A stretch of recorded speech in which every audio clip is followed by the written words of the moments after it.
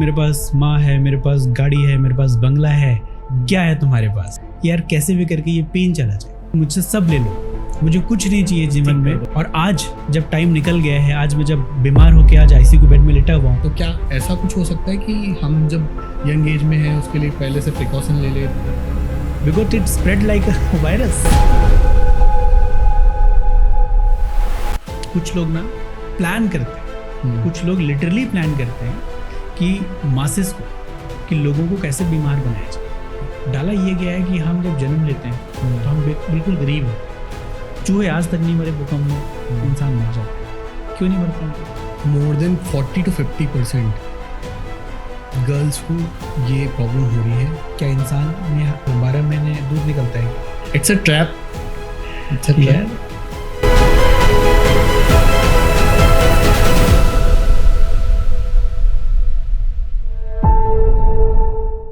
नमस्कार दोस्तों, मैं हूं अक्षय कुमार साहू और आप देख रहे हैं डिकोडिंग माइंड्स। आज हम बात करने वाले हैं आपके बारे में, आपके हेल्थ के बारे में, आपके माइंड के बारे में, आपके फिजियोलॉजिकल हेल्थ के बारे में। अगर मैं आपसे पूछूं कि आप अपने लाइफ को कंट्रोल कर रहे हो या लाइफ आपको कंट्रोल कर रही है, अगर मैं आपसे पूछूं आप कब उठते हो, कब सोते हो और सोने से पहले आप क्या करते हो, उठने के बाद आप क्या करते हो, तो आपका आंसर होगा कि मेरी लाइफ है, मेरी चॉइस है और मैं वही करता हूँ जो मेरे को मन करता है। पर आगे जो डिस्कशन में होने वाला है, जो भी हम बात करने वाले हैं, उससे आपको ये लगेगा कि आपकी लाइफ आप नहीं कंट्रोल कर रहे हो, कोई और कंट्रोल कर रहा है। आप ये पूरा पॉडकास्ट जब देखेंगे तो आपको लगेगा कि यार सच में मेरी जो लाइफ है वो कहाँ है और मुझे अपनी लाइफ कहाँ लेके जानी है। तो चालू करते हैं। आज के हमारे जो पहले गेस्ट हैं वो है डॉक्टर अखिलेश साहू, जिन्होंने 6 मास्टर्स किए हैं और डबल PhD है 4 अलग अलग हीलिंग सिस्टम पर। और उनकी एक बुक भी है द सिटिंग पैंडेमिक। उस पर वो बताते हैं कि पोस्चर आपका कैसा होना चाहिए, मूवमेंट आपका कैसे होना चाहिए। और कहा जाता है ना, हेल्थ इज़ वेल्थ। तो आपका हेल्थ अच्छा होगा तो आपका वेल्थ भी बहुत अच्छा होने वाला है। तो इसलिए ये पॉडकास्ट पूरा देखना, और ये पॉडकास्ट अगर आपको अच्छा लगता है तो आप अपने दोस्तों के साथ शेयर करें, और भी हम अच्छे एपिसोड्स आने वाले दिनों में लेकर आने वाले हैं। तो सर, आज हम लोग अगर बात करते हैं, पहले तो स्वागत है आपका डिकोडिंग माइंड के इस पहले एपिसोड में। और आप हमारे पहले मेहमान हैं, तो आप आने वाले दिनों में जब हम आगे बढ़ते जाएंगे तो हमारे लिए काफ़ी मेमोरेबल होगा कि आप हमारे पहले मेहमान हैं। तो अगर हम बात करें फिजिकल हेल्थ के बारे में, आप बात करते हैं, जब फिजिकल हेल्थ के बारे में बात की जाती है तो लोगों को लगता है कि जो जिम जा रहे हैं, जो अच्छा डाइट कर रहे हैं, वो फिट हैं, या बॉडी से अच्छे दिखने वाले लोग फिट हैं। तो क्या आप फिजिकल हेल्थ को आप कैसे देखते हैं और क्या आपका मानना है फिजिकल हेल्थ को लेके? सो अक्षय जी, मैं सबसे पहले आपको कॉन्ग्रेचुलेट करना चाहूँगा कि आपका जो ये पॉडकास्ट है, इसकी शुरुआत आपने हेल्थ के टॉपिक से की है। And I am so lucky कि आपने मुझे इस चीज़ के लिए चुना। आपको लगा ऐसा कि शायद मेरे थ्रू कुछ हम ऐसे सीक्रेट्स को डिकोड कर पाएंगे आपके डिकोडिंग माइंड्स के थ्रू। बिल्कुल राइट। सो इससे पहले कि हम फिजिकल हेल्थ के बारे में बात करें, मैं चाहता हूं कि हम पहले ये बात करें कि क्यों जरूरी है हेल्थ के टॉपिक को समझना। बिल्कुल बिल्कुल। बिकॉज एक रीज़न जब क्लियर होता है, एक पर्पस जब क्लियर होता है, तो फिर आगे की जो रास्ते हैं, आगे की जो राह है, वो उस पर डिपेंड करती है कि हमको चाहिए क्या। राइट। तो जब भी हम हेल्थ की बात करते हैं तो आप देखना कि बोलते हैं ना कि मेरे पास माँ है, मेरे पास गाड़ी है, मेरे पास बंगला है, क्या है तुम्हारे पास? तो जब ये वाली बात आती है तो मैं ये कह सकता हूँ कि नहीं, मेरे पास हेल्थ है। Okay, right. क्यों मैं ऐसा बोल रहा हूँ कि मेरे पास हेल्थ है? बिकॉज जो मैंने अपने लाइफ के एक्सपीरियंसेस से देखा, सीखा, समझा कि हेल्थ से बड़ा एसेट और कुछ नहीं है।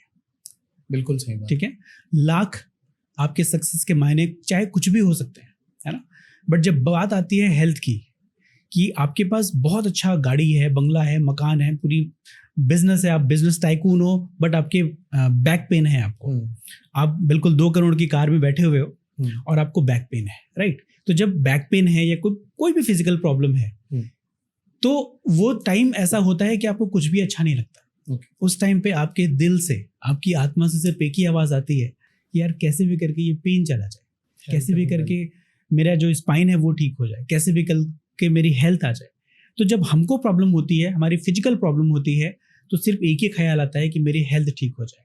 मैंने ऐसे पेशेंट्स देखे हैं अपने करियर में कि सब कुछ होते हुए भी जब वो आईसीयू में बेड पे लेटे हुए होते हैं, तो उनका एक ही स्टेटमेंट होता है कि मुझसे सब ले लो, मुझे कुछ नहीं चाहिए जीवन में, सिर्फ मुझे हेल्थ दे दो। क्योंकि जब टाइम था, जब मैं अपने हेल्थ को संवार सकता था, जब मैं उसको देख सकता था, जब मैं उसको सच में प्रिजर्व कर सकता था, तो मैंने उसको इग्नोर किया। और आज जब टाइम निकल गया है, आज मैं जब बीमार होकर आज आईसीयू के बेड में लेटा हुआ हूँ, तो मुझे लगता है कि जो भी चीज़ मैंने किया वो सब वेस्ट है। अगर मैंने इन सब को छोड़ के अगर सिर्फ एक हेल्थ को अगर हम टारगेट कर चुके होते, अगर मैंने किया होता टारगेट, और अगर उसको मैं प्रिजर्व करके रखा होता, तो शायद आज मैं ज़्यादा खुश होता, अपने फैमिली के साथ ज़्यादा एंजॉय करता। उन रिलेशंस की बात कर रहा हूँ मैं, जिस पे हम बहुत प्राउड करते हैं कि यार मेरा बेटा है, मेरी वाइफ है, मेरे माँ बाप हैं, मेरे फ्रेंड्स हैं, मुझे क्या चाहिए। लेकिन जब हेल्थ खराब होती है ना, हेल्थ चाहिए, तो ये सब कुछ, ये सभी कोई स्ट्रीमलाइन हो जाते हैं। बिकॉज कहीं ना कहीं जब हम प्रॉब्लम में होते हैं, या कहना चाहिए एक बीमार व्यक्ति के साथ कोई भी नहीं रहना चाहता, राइट। तो अगर आप चाहते हो कि लोग आपसे आके मिलें, लोग आपके साथ टाइम बिताएं, चाहे वो आपके बच्चे हों, चाहे वो आपके अपने फैमिली मेम्बर्स हों, उसके लिए भी आपको हेल्दी होना पड़ेगा। तभी वो चीज़ें आप रिलेशंस को भी एंजॉय कर पाओगे। बिल्कुल। तो बोलते हैं ना हेल्थ वेल्थ, वेल्थ का कोई मतलब नहीं है अगर हेल्थ नहीं है तो, और रिलेशनशिप्स उसका भी कोई मतलब नहीं है अगर हेल्थ नहीं है तो इसलिए हेल्थ को जो टॉपिक आपने सुना है, आज हम डिकोडिंग माइंड्स के थ्रू इसको डेफिनेटली डिकोड करेंगे कि किस तरीके से हेल्थ को हम अचीव कर सकते हैं। तो सबसे पहले जो आपने जो बात छेड़ी थी फिजिकल हेल्थ के बारे में, राइट। तो फिजिकल हेल्थ की जब हम बात करते हैं, तो जब भी हम बोलते हैं ना कि व्हाट इज हेल्थ, तो उसमें आप देखना कि मोटे मोटे 3 एस्पेक्ट्स आते हैं जो हेल्थ को कवर करते हैं मोटे मोटे। पहला जो एस्पेक्ट है वो फिजिकल हेल्थ का है, राइट। मैं बताऊंगा फिजिकल हेल्थ एग्जैक्टली क्या है, कि क्या क्या चीजें उसमें कवर होती है। दूसरा जो एस्पेक्ट है हेल्थ का वो फिजियोलॉजिकल हेल्थ है, और तीसरा जो एस्पेक्ट है वो हेल्थ का वो मेंटल हेल्थ। तो आज हम तीनों के बारे में बात करेंगे, बहुत गहराई में जाके बात करेंगे। फिजिकल हेल्थ की जब हम बात करते हैं तो उसको आप समझ जाओ, आपकी कार होती है, बिल्कुल, है ना, कार है आपकी, तो कार एक स्ट्रक्चर है, राइट। तो हमारा जो मेन स्ट्रक्चर है वो आता है फिजिकल हेल्थ में। अब उसमें क्या होता है, कार में आपने देखे होंगे कि 4 पहिए होते हैं, ठीक है। और जब चारों पहिए एक अलाइनमेंट में, एक रिदम में जब चलते हैं, तो आपकी गाड़ी बिल्कुल स्मूथ चलती है ना। स्मूथ चलते हुए आप अपनी मंजिल को पहुंच पाते हैं, और बहुत आसानी से पहुंच पाते हैं विदाउट एनी प्रॉब्लम। बट अगर आपके टायर्स की, कार के टायर्स की अलाइनमेंट चेंज हो जाए तो क्या होता है, फिर आप देखना कि गाड़ी गड़बड़ाने लगती है और टायर एक तरफ से ज़्यादा घिसने लगता है, कुछ ऐसा होता है। तो वैसे ही हमारी बॉडी के अलाइनमेंट्स होते हैं, राइट। हमारी जो स्पाइन है, अब देखना कि हमारी बॉडी में कोई बहुत ज़्यादा हॉलो स्पेस तो है नहीं, एक बहुत कॉम्पैक्ट स्पेस है जिसमें आपके मसल्स हैं, जिसमें आपके वेन्स जा रही हैं, उसमें आर्टरीज जा रही हैं, उसमें नर्व्स जा रहे हैं, उसमें लिगामेंट है, टेंडन है, सारे मसल्स हैं, सभी एक बॉडी के स्ट्रक्चर को फॉर्म करते हैं, बिल्कुल, राइट। अब जब हम अलाइनमेंट के बारे में बात करते हैं तो ये होता है कि अगर एक भी स्ट्रक्चर अपनी जगह से थोड़ा सा भी हिला या थोड़ा सा भी शिफ्ट हो गया या उसका एंगल चेंज हो गया, तो वो दूसरे स्ट्रक्चर को इरिटेट करने लगता है, ठीक है। तो एग्जैक्टली जब हम फिजिकल हेल्थ के बारे में बात करते हैं तो वो इसीलिए बात करते हैं कि हम किस तरीके से अपने पूरी बॉडी को अलाइनमेंट में रख सकें। और जब हम अलाइनमेंट में रखने की बात करते हैं तो सबसे पहले बात आती है हमारे स्पाइन की, क्योंकि स्पाइन एक ऐसा तंत्र है जिसमें आपके ब्रेन से नर्वस सिस्टम आया, और स्पाइन के हर एक लेवल से अलग अलग नर्व्स निकल के आपके अलग अलग सिस्टम को मैनेज करते हैं। आपका मेंटल हेल्थ है, आपकी आईज सब क्रेनियल नर्व्स के थ्रू मैनेज होती है। आप सांस ले रहे हो तो कहीं ना कहीं स्पाइन से एक नर्व है जो आपके रेस्पिरेटरी को कंट्रोल करती है। आपका डाइजेशन पूरा जो आपके स्पाइन से ही नर्व्स आके आपके डाइजेशन को कंट्रोल करते हैं, और कहीं ना कहीं आपके जो लिम्स हैं, है ना, उसमें से जो स्पाइन में से नर्व्स निकलते हैं वही हमारे हाथ पैर में जाते हैं और हमारी पूरी बॉडी को कंट्रोल करते हैं। हम किसी भी मूवमेंट को करते हैं तो कंट्रोल करते हैं। जॉइंट की अगर हम बात करते हैं, राइट, तो जॉइंट में आप देखना कि अक्सर अगर मैं नी की बात करूं, नी का एग्जांपल लूं, बुजुर्गों में बहुत ही प्रॉब्लम होती है। मतलब एक स्टडी ये बताती कि 80% जो इंडिया के बुजुर्ग लोग हैं उनके आप घुटनों में प्रॉब्लम देखेंगे। तो क्या ऐसा कुछ हो सकता है कि हम जब यंग एज में हैं उसके लिए पहले से प्रिकॉशन ले ले, ताकि हम जब एजेड हो जाए तो हमको ये प्रॉब्लम ना हो? बिल्कुल अक्षय, आपने ये बात जो आप बोली, अपने नी की अगर हम बात करते हैं, आपने सुना होगा कि गैप कम हो गया है। हाँ बिल्कुल, वो बोलते हैं कि स्ट्रेट थ्रू दी वहाँ की कम हो गई है, मतलब एक्सरे करके डॉक्टर ने बोला है गैप स्पेस कम हो गया है, कभी बोलते हैं स्पेस बढ़ गया है, राइट।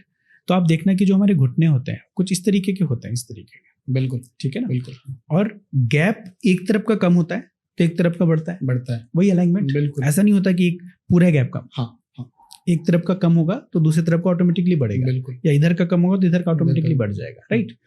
तो ये अलाइनमेंट की प्रॉब्लम है। अच्छा, ऐसा क्यों होता है? अगर हम इसके पीछे मेन रीजन पे जाएंगे तो आपने टेंट देखा है? टेंट, बिल्कुल देखा। टेंट में क्या होता है, एक बैम्बू होता है जो बीच में सेंटर में खड़ा होता है बिल्कुल और चारों तरफ से रस्सियों से खिंचा हुआ होता है, ठीक है, राइट साइड से, लेफ्ट साइड से, आगे से, पीछे से रस्सियों से खिंचा हुआ है। तो जब सारी चारों तरफ की रस्सियों में बराबर टेंशन रहता है तो आपका बैम्बू स्ट्रेट खड़ा रहता है, ठीक है। अब मान लीजिए कि आप एक तरफ की रस्सी जो है वो वीक हो गई, तो क्या होगा? अगर एक तरफ की रस्सी वीक होगी तो बैम्बू जो है वो अपोजिट साइड में, क्योंकि दूसरी तरफ की रस्सी तो ठीक है, बिल्कुल तो उसको अपने तरफ खींचेगी, बिल्कुल मतलब वो बैम्बू जो है वो सीधा ना रह के अब तिरछा हो गया। That is called alignment. Okay. तो हमारी जो पूरी स्पाइन है, स्पाइन को भी ना मसल्स ने चारों तरफ से खींच के रखा हुआ है, सामने से, पीछे से, ऊपर से, नीचे से, दाएं बाएं से, सभी तरफ से। जब सभी तरह के मसल्स में बराबर एक फोर्स रहता है, बराबर टेंशन रहता है, तो स्पाइन भी स्ट्रेट रहता है, हमारा अलाइनमेंट ठीक रहता है। अब सपोज मान लो आजकल अगर मैं देखूं, एवरीबडी इज सिटिंग, स्कूल में बच्चे बैठे हुए हैं, ऑफिस में हम बैठे हुए हैं, ड्यूरिंग ड्राइविंग 80% बैठे जो हुए हैं, यंग जनरेशन है वो ऑफिस में हाँ, बैठी हुई है, हाँ, 9 to 6 9 to 7। बिल्कुल, वो तो ऑफिस में बैठे हुए हैं, ड्यूरिंग ड्राइविंग भी हम बैठे हुए हैं, कहीं जा रहे हैं आ रहे हैं तो बैठे हुए हैं। और यहाँ तक की बात तो अलग है, घर में लोग टीवी देखते हुए बैठे हुए हैं, कुछ नहीं तो वैसे ही बैठे हुए हैं। तो बैठे जब हुए हैं तो आप देखना कि आप कितने देर बिल्कुल स्ट्रेट बैठते हो, मतलब बहुत कम टाइम, बहुत रेयर टाइम होता है ना। आप या तो एक तरफ लीन फॉरवर्ड हो जाते हो इस तरीके से, या आप इस तरीके से लीन फॉरवर्ड होते हो, है ना। और कुछ लोग उल्टा लेट जाते हैं, कुछ कुछ करते रहते हैं। तो उसमें क्या होता है, एक ऑकवर्ड पोस्चर होता है। अब सपोज आप मसल की अगर बात करते हो, तो अगर आप, मैं बहुत देर तक अब मान लो ऐसे ही बैठ रहा हूँ, अच्छा कभी कभार वंस इन अ वाइल बैठूंगा तो कोई प्रॉब्लम नहीं है, बट मैं डेली आके ऐसे ही बैठ जाता हूँ, तो क्या हो रहा है, एक तरफ की मसल शॉर्टेंड स्टेट में है, एक तरफ की मसल स्ट्रेच है। अगर ये चीज लंबे समय तक होगा, it will create imbalance in our muscles. ज्यादातर लोग जब टीवी देखते रहते हैं, हाँ, आप अगर सिंगल तकिया उसके ऊपर एक तकिया और लगा लेंगे, और आपकी जो इधर की मांसपेशियां वो खिंच रही है, और आप टीवी देख रहे हो, मोबाइल आप उसी पोस्चर में देख रहे हो, उसी पोस्चर और आपका फिर यहाँ से नस फिर खिंच रहा है, और फिर आप बोल रहे हो कि अब आप देखो ना, सिंपल अगर आप देखोगे कि बहुत बार हम किसी ऑफिस में बैठ के काम कर रहे हैं। अब सपोज करो कि डेस्क जॉब है मेरा, और डेस्क जो है वो जो हार्डवेयर है, कंप्यूटर है, वो मेरे लेफ्ट साइड में रखा हुआ है। मैं बार बार ऐसे लेफ्ट घूम के ऐसे काम करता हूँ, वंस इन अ वाइल कोई प्रॉब्लम नहीं है, बट अगर ये चीज़ मैं रेगुलर करने लग जाऊँ for the long period of time, तो एक टाइम के बाद ऐसा होगा कि it will create imbalance in my body, मेरी बॉडी में इम्बैलेंस क्रिएट करेगा वो। क्योंकि इसमें अगेन वही चीज़ है कि एक तरफ की मसल शॉर्टेंड है, एक तरफ की मसल स्ट्रेच है, it will create imbalance in long run, right. बहुत बार ऐसा होता है कि घर में एक टीवी का सेटअप है। अब मान लो टीवी का सेटअप ऐसा है कि आप, मैं ऐसे बैठूंगा तभी अच्छे से देख पाता हूँ, होता है। तो अब मैं डेली वैसे ही लेट के देख रहा हूँ, 2 घंटे 4 घंटे 5 घंटे 6 घंटे, तो होगा क्या कि इसकी वजह से इम्बैलेंस क्रिएट होगा बॉडी में, और आगे चल के प्रॉब्लम क्रिएट करेगा। तो जब हम फिजिकल वेलनेस की बात करते हैं या फिजिकल हेल्थ की बात करते हैं, तो मोस्टली उसमें यही चीज़ आती है कि आपकी बॉडी का अलाइनमेंट कैसा है, ओके, राइट। फिर इसमें एक बहुत इंपॉर्टेंट चीज़ आती है आपका पॉस्चर, क्योंकि आपकी जो अलाइनमेंट है it depends on your posture, कि आप किस पॉस्चर में रह के काम करते हो। सपोज अगर बैलेंस हमको करना होता है पॉस्चर को, सपोज अगर मैं ऐसे करके बैठ रहा हूँ, तो मुझे अवेयरनेस के साथ ये भी सोचना पड़ेगा कि कुछ देर मुझे ऐसे करके भी बैठना चाहिए, तब तो बैलेंस होगा ना। अगर मैं एक ही तरफ ही बैठ रहा हूँ तो इम्बैलेंस क्रिएट करेगा। बस इतनी सी अवेयरनेस। और दूसरी अवेयरनेस ये कि बहुत देर तक एक ही पोजीशन में ना बैठे, या एक ही पोजीशन में बहुत देर तक ना रहे। तो आप ये समझ जाओ कि जो भी आईटी इंडस्ट्री से लोग हैं, या आईटी के साथ साथ अगर हम देखें कि लॉन्ग सिटिंग जॉब, बैंक में लोग बैठे हुए हैं, बिल्कुल है ना, या किसी का ड्राइविंग का काम है, दिन भर बैठ के ड्राइविंग करना है ना, या एडिटिंग करना है, आप लोगों का भी जैसे एडिटिंग का काम होता है। तो जहाँ पे हम लंबे बैठ गए, स्पेशली आईटी की बात करूँ बिल्कुल, तो वहाँ तो गिफ्ट मिलता है, 1 साल के अंदर आपको नेक पेन बैक पेन हो जाना है, गिफ्टेड बाय कंपनी। अभी आप ये समझो कि आईटी इंडस्ट्री को कितना ग्लैमरस किया गया है ना, कि भाई आप आईटी इंडस्ट्री में हो, आपको बहुत अच्छा पैकेज मिला, ठीक है, बट विद इन ईयर अगर आप बैक पेन और नेक पेन के मरीज बन गए तो अगेन वही वाली बात हो गई ना कि मेरे पास सब कुछ है लेकिन हेल्थ नहीं है। तो अल्टीमेटली अगर आप देखोगे ना कि नेचर ने हमारी बॉडी को एक जगह बैठने के लिए डिजाइन किया ही नहीं है। Okay, our body loves movement, understood? बिल्कुल, हमारी बॉडी को मूवमेंट पसंद है। आपकी किताब मैंने पढ़ी जो सिटिंग पैंडेमिक है, उसमें आपने ये जिक्र किया है उसका। बिल्कुल बिल्कुल, कि आपके जो पोस्चर है, मूवमेंट है, वो प्रॉपर होते रहने चाहिए। तो ये मेरी बुक भी है, एक मैंने लिखी है द सिटिंग पैंडेमिक। ये मतलब इसकी गंभीरता को देख के मैंने ये पूरी बुक लिखी है द सिटिंग पैंडेमिक करके। तो ये इसी पे पूरी बुक है। मतलब इसको मैंने सिटिंग पैंडेमिक बोला। पैंडेमिक क्यों बोला? Because it spread like a virus. बिल्कुल, फैल रहा है ना चारों तरफ, पैंडेमिक की तरह फैल रहा है आजकल, हर कोई बैठा हुआ है। तो बैठने की वजह से क्या प्रॉब्लम्स हैं? दूसरी आप चीज ने बोली कि भाई क्या कोई सोल्यूशन है? तो जो लोग इसको समझते हैं, जैसे एक रिसर्च में एक बहुत अच्छा रिसर्च हुआ था, उसमें ये आया कि जितने भी आईटी इंडस्ट्री में काम करते हैं तो उसमें जो उनके एम्प्लॉयज होते हैं वो साल में छुट्टियां लेते हैं because of the back pain and ये। और उसमें उन्होंने देखा कि यार ये बैक पेन की वजह से और इसकी वजह से जितना लोग एक हजार्डस वे में उसकी वजह से जो छुट्टी मारते हैं, लीव मारते हैं, तो उससे कंपनी को बहुत नुकसान हो रहा था। बिल्कुल, मतलब अगर साल में 365 दिन है तो उसमें से समझ जाओ कि 50 से 60 दिन तो सिर्फ इस वजह से लोग छुट्टी मार रहे थे। तो उससे इतना बड़ा लॉस हो रहा था कंपनी को। तो जब ये बात एक रिसर्च में निकल के आई सामने, तो बहुत सारे आईटी इंडस्ट्रीज ने तो परमानेंट एक फिजियोथेरेपी डॉक्टर को अपॉइंट करने लग गए वहाँ पे। हाँ, कुछ आईटी कंपनीज में ये तो है। हाँ, तो वहाँ पे उनका मेन रोल ये रहता है कि एग्जैक्टली बिकॉज हर किसी पर्सन की हाइट अलग है, हर किसी का विड्थ अलग है ना। तो पर्सन के पर्टिकुलर हाइट एंड विड्थ के हिसाब से उसके वर्क स्टेशन को डिजाइन करना। ओके, इसको बोलते हैं हम लोग अर्गोनॉमिक एक सेटिंग बोलते हैं। तो अर्गोनॉमिकली हम डिजाइन करते हैं कि एक पर्सन के हिसाब से उसका वर्क स्टेशन कैसा होना चाहिए।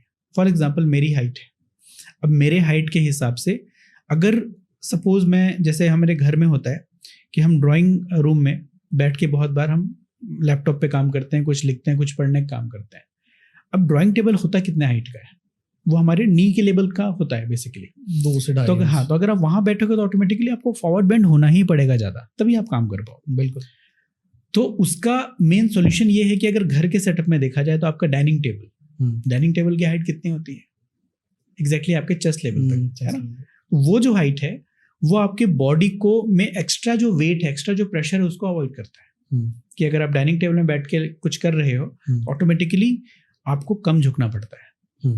अच्छा, उसके साथ साथ कुछ और भी चीजें हैं, अगर हम उसके बारे में अगर हमको अवेयरनेस हो तो हम अपने बॉडी में जो प्रॉब्लम है उसको आने से काफी हद तक रोक सकते हैं। ओके, फॉर एग्जाम्पल कि अगर मैं बैठ के काम कर रहा हूँ, फॉर एग्जाम्पल लैपटॉप में काम कर रहा हूँ या कंप्यूटर पे काम कर रहा हूँ, तो मेरी हाइट के हिसाब से जो मेरा एल्बो है वो 90 डिग्री में सपोर्टेड रहना चाहिए on the table. Okay, because अगर वो सपोर्टेड नहीं है, मैं हाथ हैंग करके काम कर रहा हूँ, तो ये पूरा जो हाथ हैंग करके मैं कर रहा हूँ, इसका वेट कहाँ पे है? ये मैंने हाथ उठाया, कहाँ पे है इसका वेट? मेरे नेक पे है ना। बट अगर मैं ऐसा कुछ सेटअप हो कि मैं एल्बो को सपोर्ट कर लूं और सपोर्ट करके देन फिर ये करूं, तो क्या हुआ? वो तो फिर ये मैंने रिलैक्स कर लिया बिकॉज वेट आ गया एल्बो पे। तो ये एक वर्क स्टेशन डिजाइनिंग हुआ कि किस तरीके से मैं अपने नेक को प्रिवेंट कर सकता हूँ, डिले कर सकता हूँ। ऐसा नहीं कि ऐसे करने से आपको प्रॉब्लम नहीं होगी, बट जल्दी नहीं होगी। मतलब आपको इतना एक विंडो मिल जाएगा कि एटलीस्ट आप आधे घंटे 45 मिनट्स विदाउट नॉन स्टॉप काम कर पाओगे और आपकी बॉडी पे मिनिमम स्ट्रेस रहेगा। लोग आज से 20 साल या 15 साल या फिर अभी आप अगर गांव में भी जाओगे तो आपको चूल्हे मिलेंगे जहाँ पे लोग लकड़ियों से खाना आदि बनाते हैं, वो भी बैठ के बनाते हैं। बिल्कुल, ठीक है। तो क्या उनको प्रॉब्लम कम होती है एज कम्पेयर टू आप ये बोल दो कि शहरी जो हमारी जो मम्मियाँ हैं, शहर के जो लोग हैं, उनसे आप ये बोलना चाह रहे हो? अक्षय, आपने एक ऐसी बात छेड़ दी है मतलब जो मेरे दिल के बहुत करीब है। ओके। और मैंने ऑब्जर्व किया है, मतलब जी, ये मैंने ऑब्जर्व किया है कि पहले जो आपने बोला कि हमारी किचन जो है उसमें बैठ के चीजें काम होती थी। बिल्कुल, सारे काम उखड़ू बैठ के होता था। उखड़ू मतलब अपना स्क्वाट में बैठ के स्क्वाटिंग करते थे हम लोग, है ना। तो वो चीज आज के डेट में शिफ्ट हो गया स्टैंडिंग किचन में। बिल्कुल हो गया। अब आप देखना कि इंडस्ट्री कैसे काम करती है। कुछ लोग ना प्लान करते हैं, कुछ लोग लिटरली प्लान करते हैं कि मासेस को कि लोगों को कैसे बीमार बनाया जाए। ओके, अब आप इट्स इंटरेस्टिंग टॉपिक कि आप जो बोलने जा रहे हो फिर बोल रहे हो वो हाँ। थोड़ा अलग है, थोड़ा यूनिक है, बट ठीक है। मतलब मैं अगर एक लाइन में बोलूंगा तो इनका विकास ही हमारा विनाश है। ओके, ठीक है, इनका विकास ही हमारा विनाश है। तो आप ऐसे इनडायरेक्टली कहना चाह रहे हो कि जो गांव के लोग होते हैं और जो शहर के लोग होते हैं, तो गांव के लोग इन सब चीजों से थोड़ा कम बीमार पड़ते हैं एज कम्पेयर टू थोड़ा देखो ना, गांव के लोग, मैंने क्या बताया, गांव के लोगों की मिनिमम एज आज की डेट में भी 100 ईयर्स है। ओके, क्यों है? Because of the lifestyle. Okay, हम कैसे लाइफस्टाइल को फॉलो करते हैं, राइट? अब जैसे किचन था जो नीचे उकड़ू बैठ के काम करने का था, सब कुछ वहां पे उकड़ू बैठने का था। मतलब अगर बर्तन धो रहे हैं तो उकड़ू बैठ के धो रहे हैं, खाना खा रहे हैं तो उकड़ू बैठ के खाना खा रहे हैं, कुछ चॉपिंग करना है, सब्जी काट रहे हैं, कुछ भी खाना बना रहे हैं, सब कुछ उकड़ू बैठ के करते हैं, राइट? अब इससे इनडायरेक्टली बाय डिफॉल्ट आप हेल्दी रहते थे। बिल्कुल। आप पूछो कैसे? पूछो कैसे? कैसे? देखो क्या होता है कि अगर हम अपनी बॉडी की बात करें, लेडीज में जितने भी गायनेकोलॉजिकल प्रॉब्लम्स होती है, उसका पीछे अगर मेन रीजन देखोगे आप, है ना, तो कहीं ना कहीं मसल्स हैं। हमारे हर ऑर्गन में तो मसल है ना। अगर मैं बात करूं, चलो हमने अभी तक पढ़ा कि हमारे हाथ में मसल होते हैं, पैर में मसल होता है। अगर मैं ऑर्गन्स की बात करूं, आपका किडनी, आपका लीवर, ये भी तो एक डिफरेंट टाइप ऑफ मसल ही है। बिल्कुल है ना। अच्छा, मसल की जब हम बात करेंगे, जहां पे भी मसल्स हैं, मसल्स मतलब समझ जाओ रबड़। अब रबड़ कैसा होता है? अब रबड़ की बात है तो रबड़ के चप्पल भी तो यूज हो रहे हैं। हाँ, उस पर भी आऊंगा मैं। अब मसल बोले तो रबड़। अब रबड़ में क्या होता है? स्ट्रेचिंग, स्ट्रेच होता है और कॉन्ट्रैक्ट होता है। बिल्कुल। जितना अच्छा स्ट्रेच होगा, जितना अच्छे से कॉन्ट्रैक्ट होगा, आप बोलोगे उतनी अच्छी क्वालिटी का रबड़ है। ठीक है। तो जब मसल की बात है, आप देखना उकड़ू पोजीशन में जब आप बैठते हो तो आपकी पूरे पेल्विक फ्लोर के सारे मसल्स खिंचे हुए रहते हैं। ठीक है। ऑटोमेटिकली उनकी स्ट्रेचिंग हो जाती है, ऑटोमेटिकली उनका कॉन्ट्रैक्शन, फिर हम बैठ के उठते भी हैं बार बार, तो स्ट्रेचिंग हो गई प्लस कॉन्ट्रैक्शन हो गया, स्ट्रेचिंग हो गई प्लस कॉन्ट्रैक्शन हो गया। मतलब आपके रबड़ की क्वालिटी, मतलब आपके मसल की क्वालिटी अच्छी है। Okay. और अगर मसल ठीक रहेगा तो सारे ऑर्गन्स भी उसी चीज के बने हुए हैं, है ना। आपका यूरिनरी ब्लैडर, आपका सब कुछ मसल ही तो है। पर बहुत सारे, आप अगर ये मसल्स की बात कर रहे हो, तो अभी यंग एज में जो लोग हैं, जो 25-30 साल के, 35 साल के लोग हैं, जिम तो जा रहे हैं और मेरे को लगता है कि स्ट्रेचिंग तो काफ़ी हो रही है, बहुत सारे लोग योगा भी कर रहे हैं, फिर भी उनको बहुत सारी प्रॉब्लम्स हो रही है। देखो क्या होता है, आप योगा जाते हो, आप जिम जाते हो, बहुत अच्छा है, नो डाउट। अगर आप ये करते हो तो ऑटोमेटिकली आपका जो बॉडी है वो हेल्दी रहेगा, है ना। बट मैं बात कर रहा हूँ सस्टेन पोस्चर। ओके। अगर कोई हमारी चीज लाइफस्टाइल में आ जाए, अभी आप अलग से टाइम निकालते हो ना योगा जाने के लिए, अभी आप अलग से टाइम निकालते हो जिम जाने के लिए, क्या हो अगर वो चीज हमारे रूटीन में शामिल हो जाए? क्या हो अगर आज हम ये पॉडकास्ट शूट कर रहे हैं और उकड़ू बैठ के करते तो अपने काम के साथ ही वो काम हो जाता। बिल्कुल। आज आपको अलग से टाइम निकालने की जरूरत नहीं पड़ती, आज आप उसके लिए अलग से टाइम निकालते हो। फिर उसमें होता क्या है कि 24 घंटे हैं, अब आपने मान लो 1 घंटा योगा कर लिया, बट आप बाकी के जो घंटे हैं, आप 7 घंटे, 8 घंटे, 10 घंटे आप एक दूसरे पोस्चर में हो, तो कहीं ना कहीं वो उस चीज़ को कॉम्प्लीमेंट तो करता है, बट उस लेवल पे नहीं कर पाता अगर वो हमारे लाइफस्टाइल में होता। हमारा जो एंशिएंट सिस्टम था वो इस तरीके से डिजाइन था कि हमारे लाइफस्टाइल में ही चीज़ें इस तरीके से पिरो दी गई थी कि आपको पता है नहीं पता है, आप बाय डिफॉल्ट उसको फॉलो कर रहे थे और आप हेल्दी थे। ये थी हमारे एंशिएंट सिस्टम की ब्यूटी कि आपको कुछ नहीं पता। बिकॉज आज हम बात कर रहे हैं, आज मुझे इतना साल का एक्सपीरियंस होने के बाद मैं ये बातें कर रहा हूँ क्योंकि मैं समझता हूँ चीज़ों। बिल्कुल। लेकिन जिसको नहीं समझ है, वो एक बच्चा है, उसको तो नहीं पता ये चीज़, या जो मेडिकल फील्ड से नहीं है उसको तो नहीं पता ये चीज़। बट क्या हो अगर हम उस चीज़ को कल्चर में डाल दें, अपने कल्चर में ही अगर उसको डाल दें, तो उसको समझ में हो ना हो उससे कोई फर्क नहीं पड़ता है। तो हम लोग क्या मॉडर्न होने के चक्कर में हमारा जो हमारी जो पुरानी संस्कृति थी वो हमने पीछे छोड़ा है? देखिए, जो एक चीज़ मैंने भी कुछ देर पहले बोली थी कि हाँ, ये विकास ही हमारा विनाश है। बिल्कुल। ठीक है। तो होता क्या है कि नेचर ने हमको ना कंप्लीट बना के भेजा है यहाँ पे। बिल्कुल। ठीक है। नेचर ने चेयर नहीं बनाया था, वो हमने बनाया। बिल्कुल। ठीक है। क्योंकि हम लोग शायद अपने आप को ज़्यादा होशियार समझते हैं कि हमने एक चेयर बनाया। अगर चेयर नहीं होता तो आप कैसे बैठते? जमीन पे ही बैठते। जमीन पे बैठते। चलो कपड़ा अपने पहना है, गंदा ना हो जाए तो कैसे बैठते? उकड़ू बैठते। या तो आलती पालती मोड़ के बैठते हैं या उगड़ू बैठते हैं, यही दो ही पोजीशन था ना अगर चेयर नहीं होता तो। और आप ऐसे बैठ के ही हेल्दी हो जाते, मतलब वो बैठना ही हेल्दी है। अब आप बोलोगे कैसे? उकड़ू जो पॉस्चर है ना, उकड़ू पॉस्चर आप बिलीव नहीं करोगे कि उकड़ू posture is the most comfortable posture for the heart. Okay, हाँ। तो इसका क्या कनेक्शन है कि हार्ट अटैक रेट जो भी हार्ट से कनेक्शन है, ब्रेन से कनेक्शन है, okay. आपके मेंटल हेल्थ से कनेक्शन है, आपकी पूरी फिजियोलॉजी से कनेक्शन है। ओके, क्यों कनेक्शन है? बिकॉज आपको पता होगा कि हमारा एक ही हार्ट है। बिल्कुल, है ना। मैं पूछूं आपसे कितने हार्ट, बोलोगे एक हार्ट है, भी है मेरा। बट हमारे एक हार्ट नहीं, हमारे 3 हार्ट है। कैसे? नेचर ने हमको 3 हार्ट दिए हैं। ओके, एक के बारे में तो सबको पता है, 2 हार्ट और है। 2 हार्ट है आपके पीछे, जो पिंडली की जो मसल्स होती है ना, ये पैर के पीछे वाले पिंडली वाली muscles, these are second heart of the body. Okay, मतलब ये बाकी मसल से अलग तरीके से डिजाइंड है। इसमें भी चैम्बर्स बने होते हैं, जिस तरीके से ये हार्ट पंप करती है वैसे वो भी दोनों मसल्स पंप करते हैं। और एक मसल में, एक पिंडली में कम से कम 500 ml ऑफ ब्लड रहता है। 500 ml ब्लड एक में, एक पिंडली में, तो दोनों में तो 1 लीटर ब्लड तो आपके नीचे है। ओके, तो इस कभी कभी जो हमको क्रैम्प्स होते हैं, अगर हम बहुत ज्यादा रनिंग करते हैं तो हमको उस पिंडली वाली जगह पे बहुत ज्यादा फील होता है। तो रीजन बिहाइंड ये वही है कि अगर हम हेल्थ की बात करते हैं फिजिकल लेवल पे, तो हमारी बॉडी में अगर आप देखना कि हर ऑर्गन को या हर सेल को क्या चाहिए, हमारे हर बॉडी के हर सेल को, हर ऑर्गन को चाहिए ऑक्सीजन और न्यूट्रिशन। बिल्कुल, ठीक है। तो ये ऑक्सीजन और न्यूट्रिशन कैसे मिलता है बॉडी के हर पार्ट को, हर एक सेल्स को? ब्लड के थ्रू। बिल्कुल। तो अगर बॉडी में ब्लड का सर्कुलेशन ठीक है, बॉडी के हर पार्ट तक अगर ब्लड का फ्लो ठीक है, तो वो पार्ट हेल्दी रहेगा। ठीक है। अब आजकल जो हम बैठे हैं, जैसे ये हम इस तरीके से बैठे हुए चेयर में, है ना, तो इस चेयर में, इस पोस्चर में प्रॉब्लम क्या है?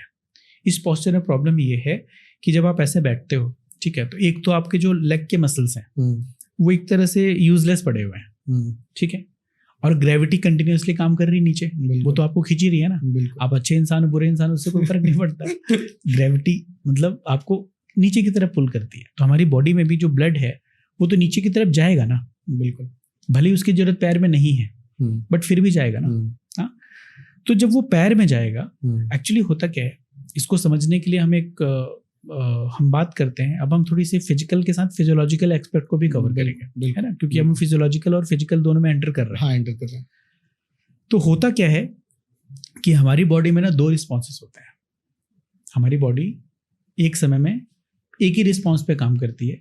एक हमारी बॉडी में होता है डेंजर रिस्पॉन्स और एक हमारी बॉडी में होता है हीलिंग रिस्पॉन्स। ओके, ठीक है। डेंजर रिस्पॉन्स बोले तो fight, flight and freeze response. जब भी कोई डेंजर आता है तो क्या करते हो आप?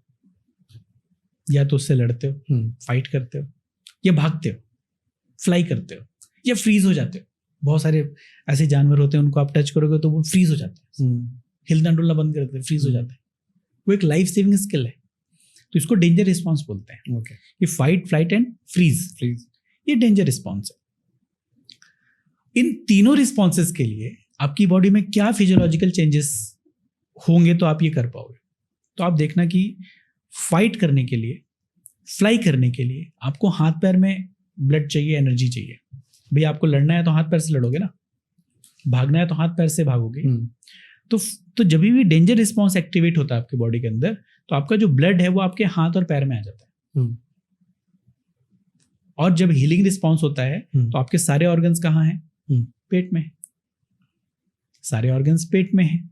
तो जब हीलिंग रिस्पॉन्स एक्टिवेट होता है तो जो ब्लड का फ्लो है हमारे पेट की तरफ रश करता है, जिससे हमारे ऑर्गन्स को प्रॉपर ब्लड मिल पाता है और वो हील कर पाते हैं अपने आप को। अब हम बैठे हुए हैं इस तरीके से दिन भर पैर लटका के, अब ना चाहते हुए भी हमारे अंदर एक डेंजर रिस्पॉन्स एक्टिवेट हो रहा है। ओके।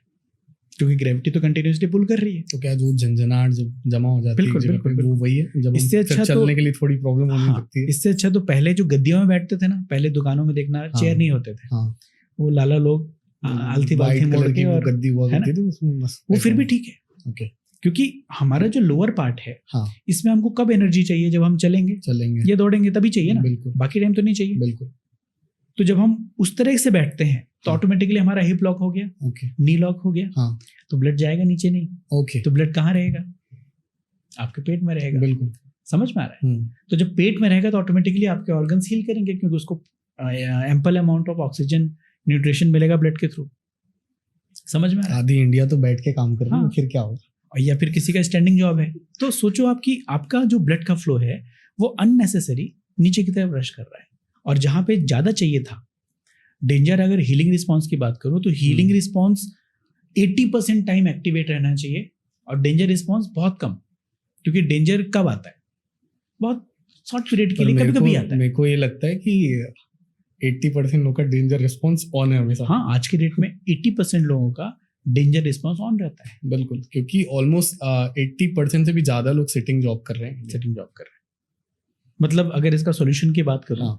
तो आप थोड़ा सा अपना जो चेयर में बैठते हो, आप थोड़ा हाँ। सा चौड़ा वाला चेयर लेके आप आलती वालती मोड़ के बैठ जाओगे ना, तो it will help, it will help okay to create वो नी लॉक हो जाएगी आपको। Response inside you. ओके, समझ पा रहे हो? हाँ। पोस्चर का कितना मेजर रोल होता है। मतलब अगर आप ऑफिस में बैठे हो तो थोड़ा पोस्चर चेंज करते रहो, नी लॉक कर लो, तो उसी चेयर में जहां पर आप बैठे हो तो आप हीलिंग एक स्टार्ट हो तरह से जाएगी। आप अपनी अपने अपने पेट के ऑर्गन्स को ओके। हील करने में हेल्प करोगे। ओके, तो ये सबसे ज्यादा हेल्पफुल होगी आईटी और जो लोग बिल्कुल। सिटिंग जॉब कर रहे हैं बिल्कुल। उनके लिए। तो ये एक हेल्पफुल होगा।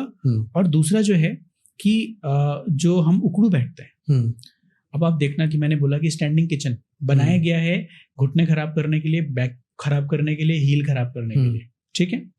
उसी तरीके से जो हमारा चेयर है, सिटिंग पोस्चर, वो भी क्रिएट किया गया है पर्पसफुली लोगों को बीमार करने के लिए। सॉरी, मैं आपको इंटरप्ट कर रहा हूँ। आपने बोला किचन की जहां तक बात हुई, तो फिर अब सारे के घर में स्टैंडिंग किचन ही है, तो उसका क्या सॉल्यूशन हो सकता है कि मतलब उस चीज से बचें? या फिर ये बात वही होगी कि आग में हाथ डाल दिया आपने, अब तो जलेगा ही? उसका सॉल्यूशन ये है, देखो क्या होता है, हम वेस्ट को फॉलो करते हैं, है ना? लेकिन वेस्ट क्या होता है, अब जैसे टॉयलेट की बात कर लो। हाँ, वेस्टर्न और इंडियन। भाई हम पहले इंडियन टॉयलेट यूज करते थे, उकड़ू बैठते थे, है ना? फिर हमको दिया गया वेस्टर्न टॉयलेट लगाओ, वेस्टर्न टॉयलेट। इट्स प्लान है भाई। देखो प्लान कैसे किया जाता है, आप बोलोगे चॉइस तो मेरी है, लेकिन पर नहीं है। बट वो आपकी चॉइस नहीं है। आपको ऐसा लग रहा है कि आपकी चॉइस है। हम अपनी तरह की जिंदगी जी रहे हैं, ये हमको लग रहा है, बट हम किसी और के इशारों पे अपनी जिंदगी जी रहे हैं। 95% जो पब्लिक है, जो पीपल है, उसका जो दिमाग है वो भेड़ दिमाग है, भेड़ बुद्धि बोलते हैं। वो ना भीड़ को फॉलो करते हैं। रीजन क्या है, मतलब भीड़ को फॉलो करने का रीजन क्या है? भीड़ को फॉलो करने का रीजन ये है कि जो हम हैं social animal. Okay, social animal समझते हो? बिल्कुल। हमको ना अकेले जाने में डर लगता है। हमको कुछ भी ऐसा करने में डर लगता है कि मैं अकेला हो जाऊंगा। ये हमारा एक बहुत बड़ा फियर है। तो मुझे क्या है ना, झुंड में रहना है, जो लोग कर रहे हैं मुझे वही करना है। पर हर किसी के घर वाले यही तो सिखा रहे कि आपको झुंड में रहना, अकेले तो जाने नहीं। हाँ, तो फिर झुंड में रहना है तो फिर जिस चीज की एडवर्टीजमेंट ज्यादा चलेगी वो आप करने की कोशिश करोगे। जिस चीज को ज्यादा ग्लैमरस किया जाएगा, जिस चीज को ज्यादा ग्लैमरस किया जाएगा, कि अगर अमिताभ बच्चन आके या कोई भी फेमस सेलिब्रिटी आके और स्टैंडिंग किचन का ऐड करता है तो आप वो करने लग जाओगे। बिल्कुल, है ना? आपको लग रहा है मेरी चॉइस है, आपकी चॉइस नहीं है। उन्होंने आपकी साइकोलॉजी को रीड किया हुआ है कि आपका जो दिमाग है वो भेड़ है, वो फॉलो करता है भीड़ को, जो ज्यादा लोग कर रहे हैं उस चीज को। भले आपको उसके बारे में जानकारी होगी, लेकिन तब भी आप करोगे वो जो भीड़ कर रही होगी। ठीक है? तो आप जैसे तो भीड़ किसको करती है? जिसकी ज्यादा एडवर्टीजमेंट देखती है। तो ये जो पूरी जो मीडिया क्रिएट की गई है, मीडिया इंडस्ट्री है, ये टेलीविजन का फुल फॉर्म क्या है? Tell live vision. बिल्कुल, ठीक है, टेल लाइव विजन। अगर आप जाके देखोगे टेलीविजन की जो स्क्रीन है, टेलीविजन की जो स्क्रीन है, आपके मोबाइल की जो स्क्रीन है, ये पेटेंटेड है माइंड कंट्रोल डिवाइस के नाम से। ओके, हाँ, तो it's a mind control device, right? Mind को कंट्रोल करने के लिए कि जो वो चाहते हैं वो चीज दिखाएंगे आपको, और आप उसको फॉलो करो। इन दिनों तो ये भी हो रहा है ना कि आप इंस्टाग्राम पे या फिर यूट्यूब पे या फेसबुक पे जो कुछ भी आपके दिमाग में चल रहा है वो सुनी जा रही है। लोगों को लगता है कि भाई अब हमारा तो नेट ऑन नहीं है, या फिर हमने तो कुछ बोला नहीं है, कहीं कुछ लिखा नहीं है, हम तो बहुत सिक्योर हैं या सेफ हैं। बट ये लोगों का वहम है, और आपको जो फीलिंग अंदर से आ रही होगी वही चीज़ें आपको दिखाना चालू कर देगी। तो मेरे को लगता है कि आधी तो चीज़ें इससे ज़्यादा खराब हो रही है। जब बात हम करते हैं डिकोडिंग माइंड्स की, हाँ, है ना? आपका नाम बहुत अच्छा मुझे अपील करता है डिकोडिंग माइंड्स, कि हम माइंड को डिकोड करें कि हमारा माइंड काम कैसे करता है, एक ह्यूमन साइकोलॉजी काम कैसे करता है। तो अगेन मैंने बताया कि जो माइंड है, ह्यूमन साइकोलॉजी है, वो भीड़ को फॉलो करती है। तो आप भीड़ से अलग कुछ करने को सोचोगे ना तो आपको डर लगने लग जाएगा कि यार मैं कुछ अलग कर रहा हूँ, कुछ गड़बड़ ना हो जाए। डर कोई है मेरे क्यों, साथ पर देगा मतलब कि ये नहीं डर देगा। क्यों है? वो डर इसलिए है क्योंकि हमको ऐसा लगता है, एक तो हमारा कॉन्फिडेंस कम होता है आज के टाइम पे, हमको आगे का नहीं पता, पीछे का नहीं पता कुछ। अगर मैं बात करूँ कि अकेले कैसे जियोगे, ठीक है, तो हमको डर लगता है क्योंकि हमने वो स्किल्स अपने अंदर डेवलप ही नहीं की। हमने अपने दिमाग को, अपने ब्रेन को इस लेवल पे ट्रेंड ही नहीं किया कि हम अकेले अपनी राह पे चल सके। आप देखना कि कौन लीडर होता है। लीडर वो होता है, जो भी लीडर आज है, अच्छे लेवल पे बात कर रहा हूँ ना, फर्जी लीडर्स की बात नहीं कर रहा हूँ जो क्रिएट किए गए हैं, ऐसे लीडर्स की बात नहीं कर रहा, जो सच के लीडर्स थे। तो वो भीड़ को तो फॉलो नहीं किया था उनने, है ना, बिल्कुल। भीड़ को तो उन्होंने फॉलो नहीं किया था। उन्होंने एक अवेयरनेस बढ़ाई थी और एक चीज को समझा, और समझ के उन्होंने भीड़ के पीछे नहीं चले, वो उस रास्ते पे चले जो सही था। और जब वो चलने लग गए, उनको देख के बहुत सारे लोग फिर उनके पीछे पीछे चलने लगे। फिजिकल हेल्थ की हम लोग बात कर रहे हैं, तो भीड़ की जहाँ तक बात हो रही है, और एक इंडस्ट्री ऐसी है जो हम लोग हेल्थ को प्रमोट कर रहे हैं बहुत ज़्यादा। जिम जाना अब बहुत ज़्यादा प्रचलन उसका बढ़ चुका है, और छोटे शहरों में, छोटे गाँव में भी आसपास आपको जिम देखने को मिलेंगे। और वहाँ पर मोस्टली ये हो रहा है कि जो भी जिम है वो सप्लीमेंट्स प्रमोट कर रहे हैं। भीड़ की आपने बात की, तो एक बड़ी भीड़ है जो सप्लीमेंट्स को प्रमोट कर रही है, और कुछ माइनर, बहुत मतलब कम लोग मैंने देखे हैं जो हमारे इंडियन रूट कॉज है उसको उन लोग प्रमोट कर रहे हैं, और उन लोग काफ़ी अच्छा कर रहे हैं। लेकिन एक बड़ी भीड़ जो है वो एक ऐसी डाइवर्सिटी की ओर लेके जा रही है यूथ को, जहाँ पर आप देखोगे जो प्रोटीन्स ले रहे हैं और जो जिम कर रहे हैं, कैसे देखते हैं आप उनको? मतलब जो जिम जाने वाले, क्या वो फिट है, एकदम फाइन है? क्योंकि हमको ये लगता है कि बॉडी तो फिट है भाई, बाइसेप बन गए, ट्राइसेप बन गए, सिक्स पैक बन गए, सब बन गए, शोल्डर सब बन गए, अब तो एकदम हम हीरो हैं, हम सही हैं। क्या फिजिकल फिटनेस ही सब कुछ है? देखिए, एज अ फिजियो मैं देखता हूँ कि मेरे पास क्लिनिक में बहुत सारे ऐसे क्लाइंट्स आते हैं जो एक अच्छे लेवल पे हैं। मतलब आप जिम की बात कर रहे हैं तो समझ जाओ कि कुछ ऐसे क्लाइंट जो नेशनल चैंपियन है। मतलब उनको देखोगे आप तो लगेगा यार क्या बॉडी है। मतलब एक एक कट्स दिख रहे होंगे, एक एक मसल्स दिख रहे होंगे, बहुत हेल्दी दिख रहे होंगे। जब हम उसको चेक करते हैं अंदर से, तो उनके मसल्स में बहुत सारे ब्लॉकेजेस होते हैं, है ना। तो दिखना एक अलग चीज़ है, बट क्या आप अंदर से सच में हेल्दी हो, ये इंपॉर्टेंट चीज़ है। ओके। तो आप देखना कि जिम का सेटअप आजकल कैसा है। जिम का सेटअप आजकल है कि आजकल सेंट्रलाइज एसी रहता है बिल्कुल जिम में, बिल्कुल। ठीक है। अब उसके जिम के अंदर मान लो एक टाइम पे 100 लोग हैं, 50 लोग हैं, चलो मिनिमम मान के चलते हैं, दोपहर के टाइम में भी एकदम कम लोग हैं। 50 लोग हैं। अब 50 लोग सांस ले रहे हैं, छोड़ रहे हैं, ले रहे हैं, छोड़ रहे हैं। तो एसी क्या करता है बेसिकली, आपके एयर को, जो रूम का एयर है उसको लेके बाहर फेंकता है, और यहीं के लेकर एयर को लेके कंडीशनिंग करके कूल करके फिर से वापस फेंकता है। तो यहाँ पे फ्रेश एयर कहाँ से आ रहा है? आ रहा है कहीं से फ्रेश एयर? आ रहा है तो जो आपके दरवाजे के नीचे जो छोटी सी जगह होगी, बहुत छोटी जगह होगी, बिकॉज जब यहाँ से एयर खींचा जाएगा तो यहाँ पे एयर फिल भी तो होगा, तो वो छोटी सी जगह से इधर उधर से बहुत मुश्किल से थोड़ी बहुत ऑक्सीजन आएगी, ठीक है। और मोस्ट ऑफ द जो ऑक्सीजन है वो ऑक्सीजन नहीं है, वो CO2 में कन्वर्ट हो चुका है, क्योंकि फ्रेश एयर नहीं है। वही एयर ले लेके घूम रहे हैं, वही एयर बार बार सर्कुलेट हो रहा है। तो आप देखना कि थोड़े टाइम के बाद उस हॉल में CO2 ज़्यादा होता है। तो जब CO2 ज़्यादा होता है, वही हम एयर बार बार इनहेल करते हैं, तो हमारी बॉडी में टॉक्सिन्स का एक्यूमुलेशन होने लगता है, जिससे हमारे मसल्स में ब्लॉकेजेस आने लगता है, ठीक है। तो दिखोगे आप अच्छे, बट अल्टीमेटली आप हेल्दी नहीं होगे, ओके, है ना।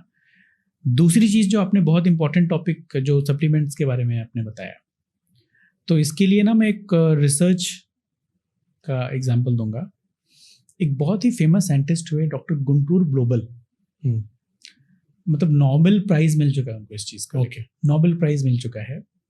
तो उन्होंने एक कॉन्सेप्ट को प्रूव किया, कॉन्सेप्ट को ये प्रूव किया कि दाने दाने पे लिखा है खाने वाले का खाने नाम। वाले का। सुन रखा है आपने बचपन बिल्कुल से सुना कि है। दाने दाने पे लिखा है खाने वाले का नाम। उसको, इस कॉन्सेप्ट को साइंटिस्ट ने प्रूफ किया प्रैक्टिकली। हम्म, कैसे प्रूफ किया? उसने ये प्रूफ किया कि जब भी हम कोई भी न्यूट्रिशन लेते हैं, nutrition is not important, source is important. Okay. कि आप किस सोर्स से ले रहे हो उस चीज को, ठीक है?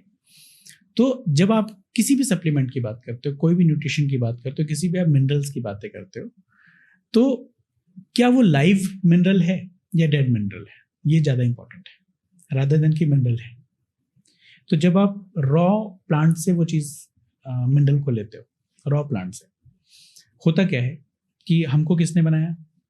नेचर ने बनाया। बिल्कुल। आपको नेचर ने बनाया, बिल्कुल। मुझे भी नेचर ने बनाया। बिल्कुल। तो नेचर ने प्लांट्स को भी बनाया, ठीक है? तो चूंकि नेचर ने मुझे भी बनाया और उस प्लांट को भी बनाया, तो हम दोनों के बीच में, प्लांट के बीच में और मेरे बीच में एक कनेक्शन है, एक एड्रेस कोडिंग है। तो जब हम किसी भी चीज़ को रॉ फॉर्म में लेते हैं as a natural form without cook, okay. तो उसके अंदर लाइव एंजाइम्स होते हैं। मतलब एक तरह से ये समझो, बहुत सिंपल लैंग्वेज में बताऊं तो मैंने एक लेटर लिखा अक्षय को, ठीक है?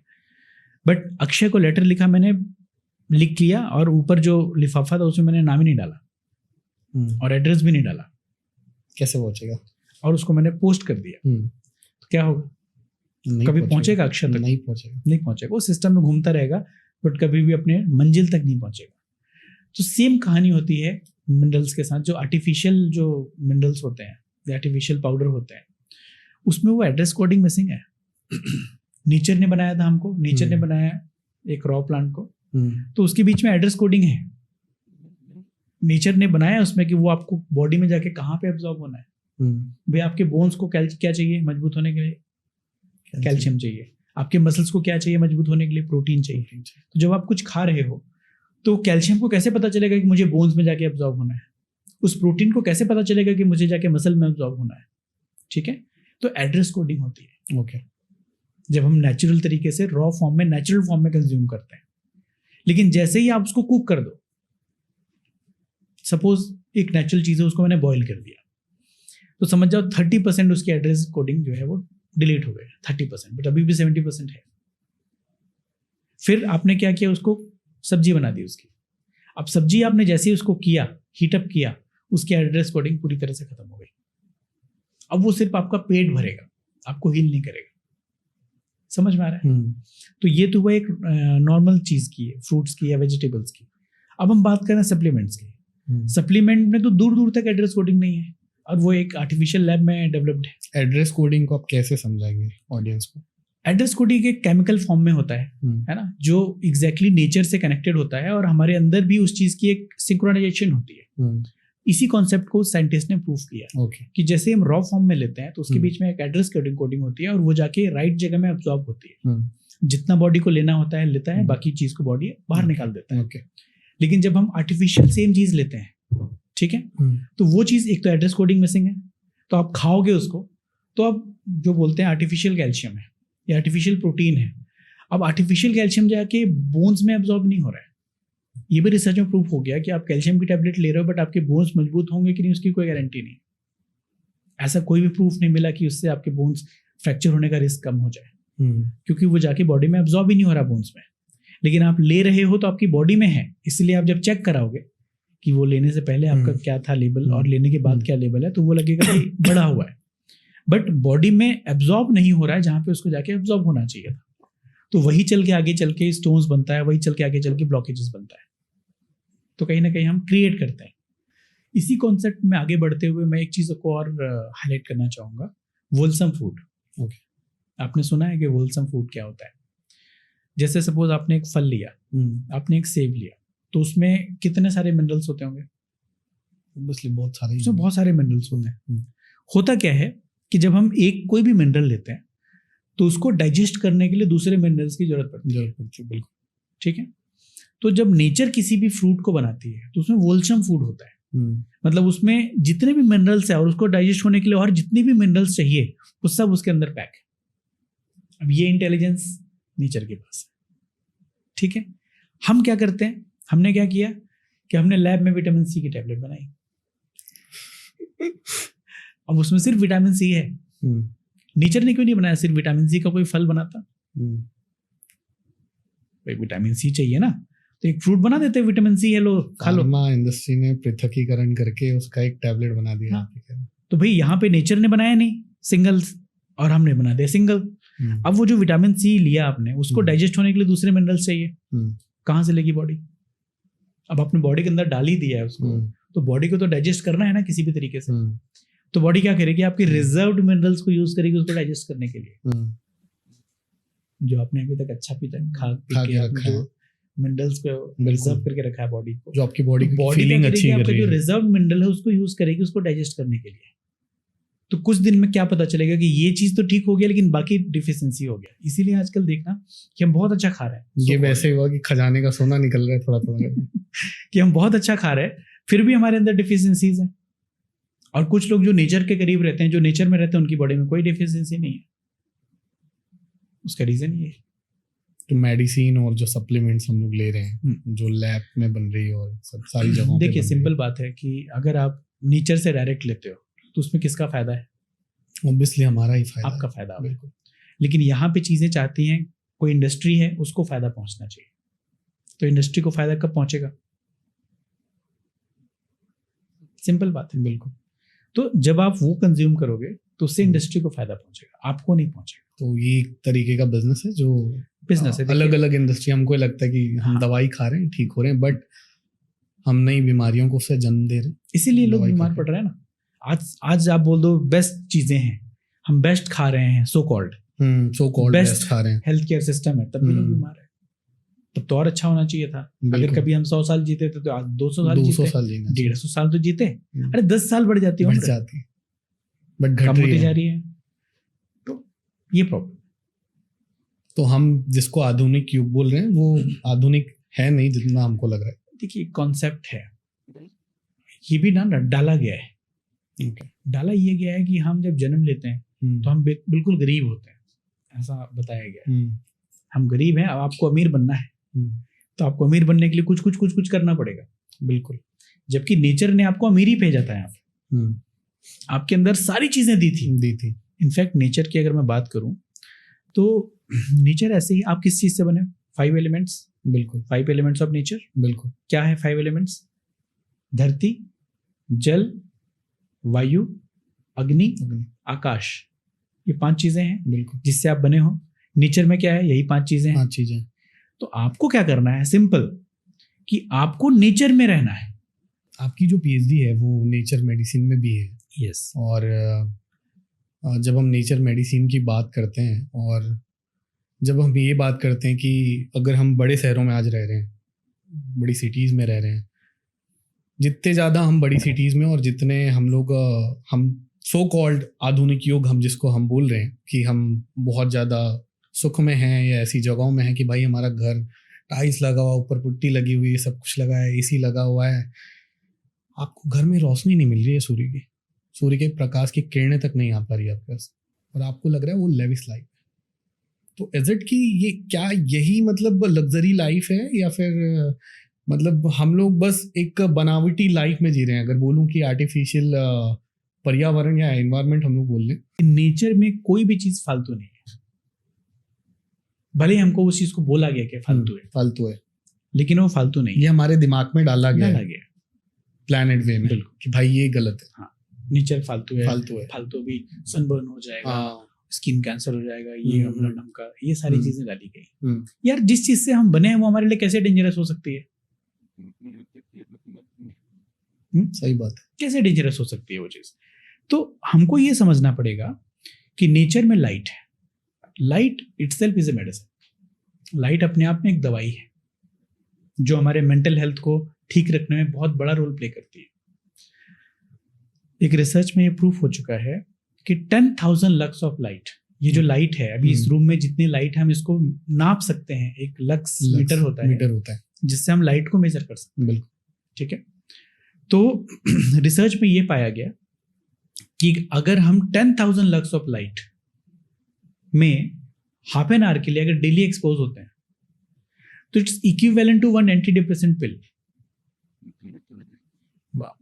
जो आप एंटी डिप्रेसेंट पिल लेते हो, वो पिल लेते ही आपकी बॉडी में जो कुछ हार्मोन्स रिलीज होते हैं, कुछ हैप्पी हार्मोन्स रिलीज होते हैं जिससे हम अच्छा फील करते हैं, बेटर फील करते हैं। सेम हार्मोन हमारी बॉडी में रिलीज होता है जब हम 10,000 लक्स ऑफ लाइट में हाफ एन आवर के लिए एक्सपोज होता है।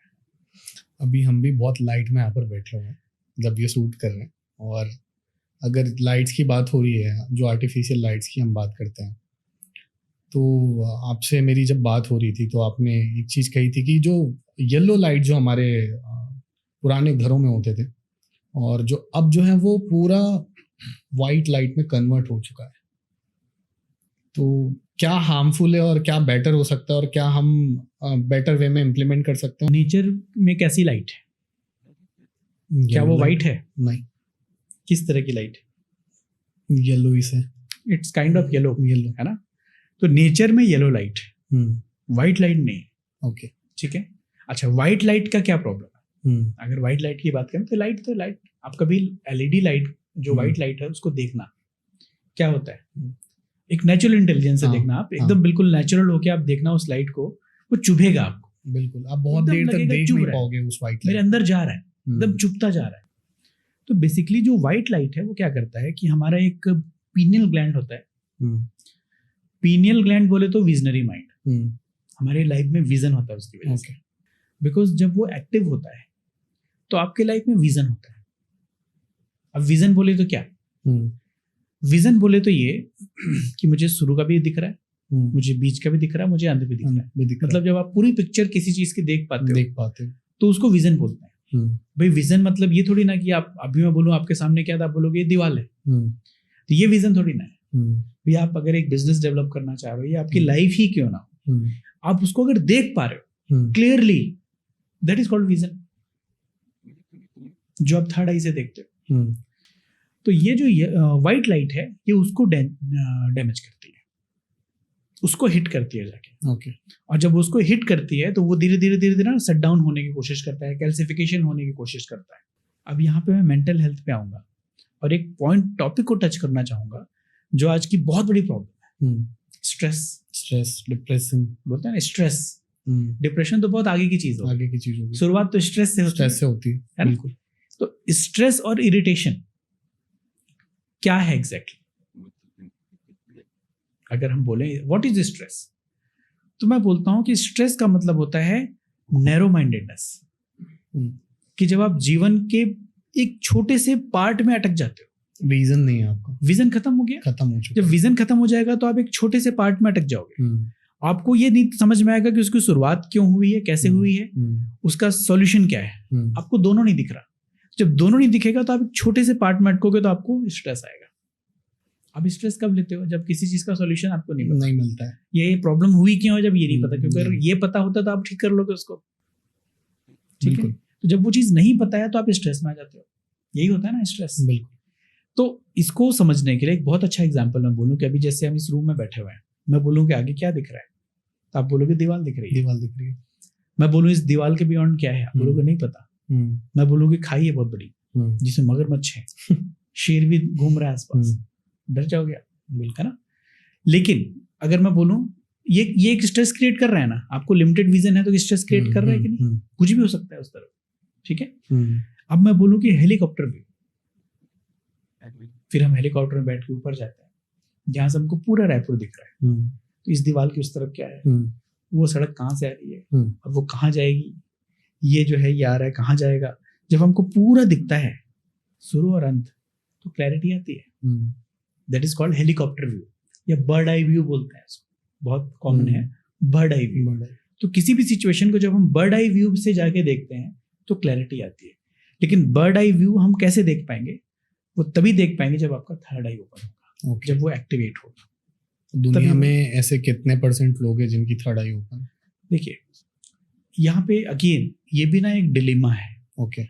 कि दुनिया में कुछ 1.1% ऐसे लोग होते हैं जिनका थर्ड आई ओपन होता है और किसी को देख के भस्म कर सकते हैं। ये मजाक कर रहा हूँ मैं, लेकिन ऐसा होता नहीं है। ओके। देखो नेचर के लिए क्या वो 1%, 0.1% लोग इंपॉर्टेंट थे, हम इंपॉर्टेंट नहीं है। दिया तो सबको गया है। अब वो कौन कितना डिस्ट्रैक्ट हुआ है नहीं हुआ है, वो एक चीज मैं बताता हूँ। आप तो बात कर रहे हो कि कितने लोगों का थर्ड आई ओपन है, मैं तो ये बात कर रहा हूँ कि जो भूकंप आते हैं तो उसमें आज तक जो गली कुत्ते आज तक नहीं मरे भूकंप में, इंसान मर गए। जितने भी जानवर हैं वो आज तक नहीं मरे भूकंप में, इंसान मर जाते हैं। चूहे आज तक नहीं मरे भूकंप में, इंसान मर जाते हैं। क्यों नहीं मरते उन लोग? कहीं बाढ़ आने रहती है, पहले पता चल जाता है। हमारे बुजुर्ग बोलते थे ना, चींटी भाग रहे हो तो समझ जाना वहां से कुछ होने वाला, वहां से भाग जाओ। अगर आपके घर में गाय बैल है, भैंस है, अगर वो रोज बंध रही वहीं पे और आज एक दिन अगर छटपटाने लग जाए, आवाज करने लग जाए, तो समझ जाओ कुछ प्रॉब्लम होने वाली है। तो उनमें वो इंटेलिजेंस है, हमारे अंदर कहाँ खत्म हो गया। तो मैं तो ये बात कर रहा हूँ कि नेचुरल इंटेलिजेंस है जो नेचर हमसे कम्युनिकेट करती है, जो नेचुरली था, जिसको बर्बाद किया गया पर्पसफुली, स्टेप बाय स्टेप। तो आपको कुछ एक्स्ट्रा काम नहीं करना है, आप ऑलरेडी नेचर आपको कंप्लीट ही भेजती है यहाँ पे, आप बस उसको डिस्ट्रॉय मत करो। तो सप्लीमेंट्स नहीं लेने चाहिए, आर्टिफिशियल नहीं लेने चाहिए। और जो हम लोग दवाइयाँ खा रहे हैं, सपोज आजकल तो ऐसा है कि विटामिन डी की कमी हर किसी, मतलब 10 में से 8 बच्चों को, 8 लोगों को है। हाँ, तो वो इसलिए है बिकॉज हम नेचर से डिस्कनेक्ट हो गए। आज हम सनलाइट में कितने देर उसकी दवाइयाँ खा रहे हैं विटामिन डी की। एक चीज बताओ, जब सोर्स सनलाइट है तो उसको दवाई से कैसे पूरा कर सकते हो आप? कैसे पूरा कर सकते हो?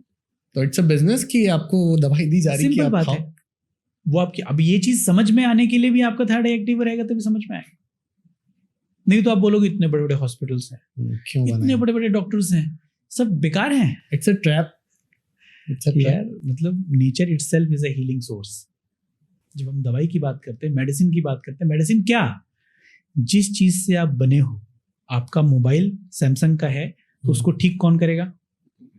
आईफोन कि सैमसंग करेगा? सैमसंग ही करेगा।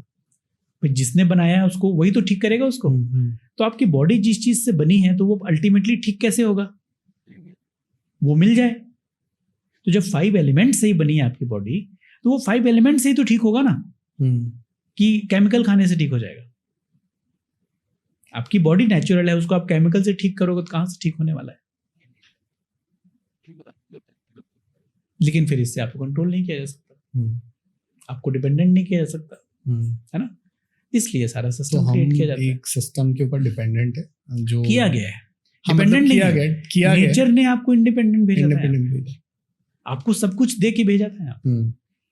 फिर आपके माइंड को वॉश किया गया, प्रोग्रामिंग की गई, फिर आपको कुछ कुछ करवाया गया through the television, through social media. सबसे पहला जो, अगर मैं बोलूं कि मैं अपने ऑडियंस से भी बोलना चाहूंगा कि अगर आपको एक चीज आज के पॉडकास्ट से अगर लेके जानी है तो आप ये लेके जाना कि नेचर ने आपको कंप्लीट यहाँ पे बना के भेजा है।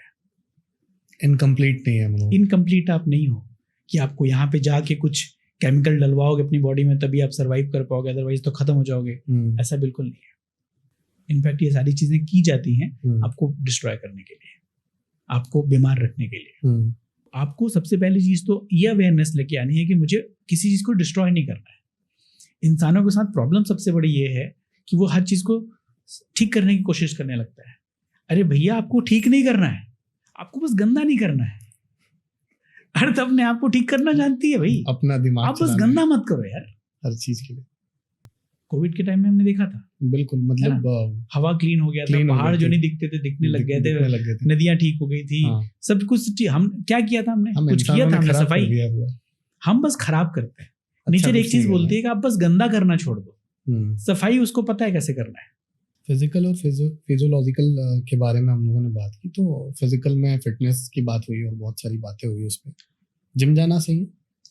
जिम जाना ठीक है, बट क्लोज जिम से ज्यादा अच्छा मैं प्रेफर करता हूँ कि जो आजकल पार्क में जो ओपन जिम होते हैं ना, दैट इज मोर बेनिफिशियल। वैसी बॉडी वहाँ पे बन जाएगी। हाँ, वैसी बॉडी वहाँ पे बनाई जा सकती है। वो डिपेंड करता है कि वहाँ पे कितने सेटअप्स हैं, बनाई जा सकती है। बिल्कुल। अरे पहले तो वो गधा वाला होता था, आजकल भी क्या बोलते हैं उसको, मुझे याद नहीं है, अखाड़े होते थे। वो ऐसा एक्सरसाइज करने का होता था। अभी तो हम डंबल्स यूज करते हैं, बट वो गधा वाला होता था ना जो ऐसा ऐसा करते थे, वो उसमें ऑलरेडी दारा सिंह वाला जो टाइम था, उसमें 2-3 इंस्ट्रूमेंट चाहिए बस आपको, उसी से आपका काम हो जाता है। और दूसरा, अगर आप पार्क में कर रहे हो तो सनलाइट ऑटोमेटिकली मिल गई आपको, फ्रेश एयर ऑटोमेटिकली आपको मिल जाता है, घास में आप चलते अर्थ से आप डायरेक्टली कनेक्टेड रहते हो, सब मिल जाता है आपको। तो एक साथ आप कुछ ऐसा प्लान करो ना अपने लाइफस्टाइल को, कि मैंने क्या बताया, अलग से टाइम नहीं निकालना है कि जाके अलग से 1 घंटा टाइम निकाल के वहां खाली जमीन में बैठे हैं। नहीं, आपको लाइफस्टाइल ऐसा सेट करना है कि वो बाय डिफॉल्ट आपके साथ हो जाए। तो आपको ओपन जिम जाना है। अब फिजियोलॉजिकल हेल्थ की जब हम लोग बात करते हैं तो क्या हम वो समझ सकते हैं फिजियोलॉजिकल हेल्थ के बारे में? हम बोलते हैं एसी जो हमारे घर में लगा हुआ है, स्लीप साइकिल्स कितने होने चाहिए, या फिर जो इन दिनों जो हम लोग रबड़ के जो या फिर अलग अलग फोम के हम लोग शूज पहन रहे हैं और स्लीपर्स पहन रहे हैं, क्या कुछ उसका इफेक्ट होता है हमारी लाइफ में? देखिए, जब बात आती है ना फिजियोलॉजिकल हेल्थ की, हम बीमार किस वजह से पड़ते हैं? अगर हमारी बॉडी बीमार पड़ती है तो उसके पीछे क्या कारण है, कौन से ऐसे रीज़न है जिससे हम बीमार पड़ जाते हैं?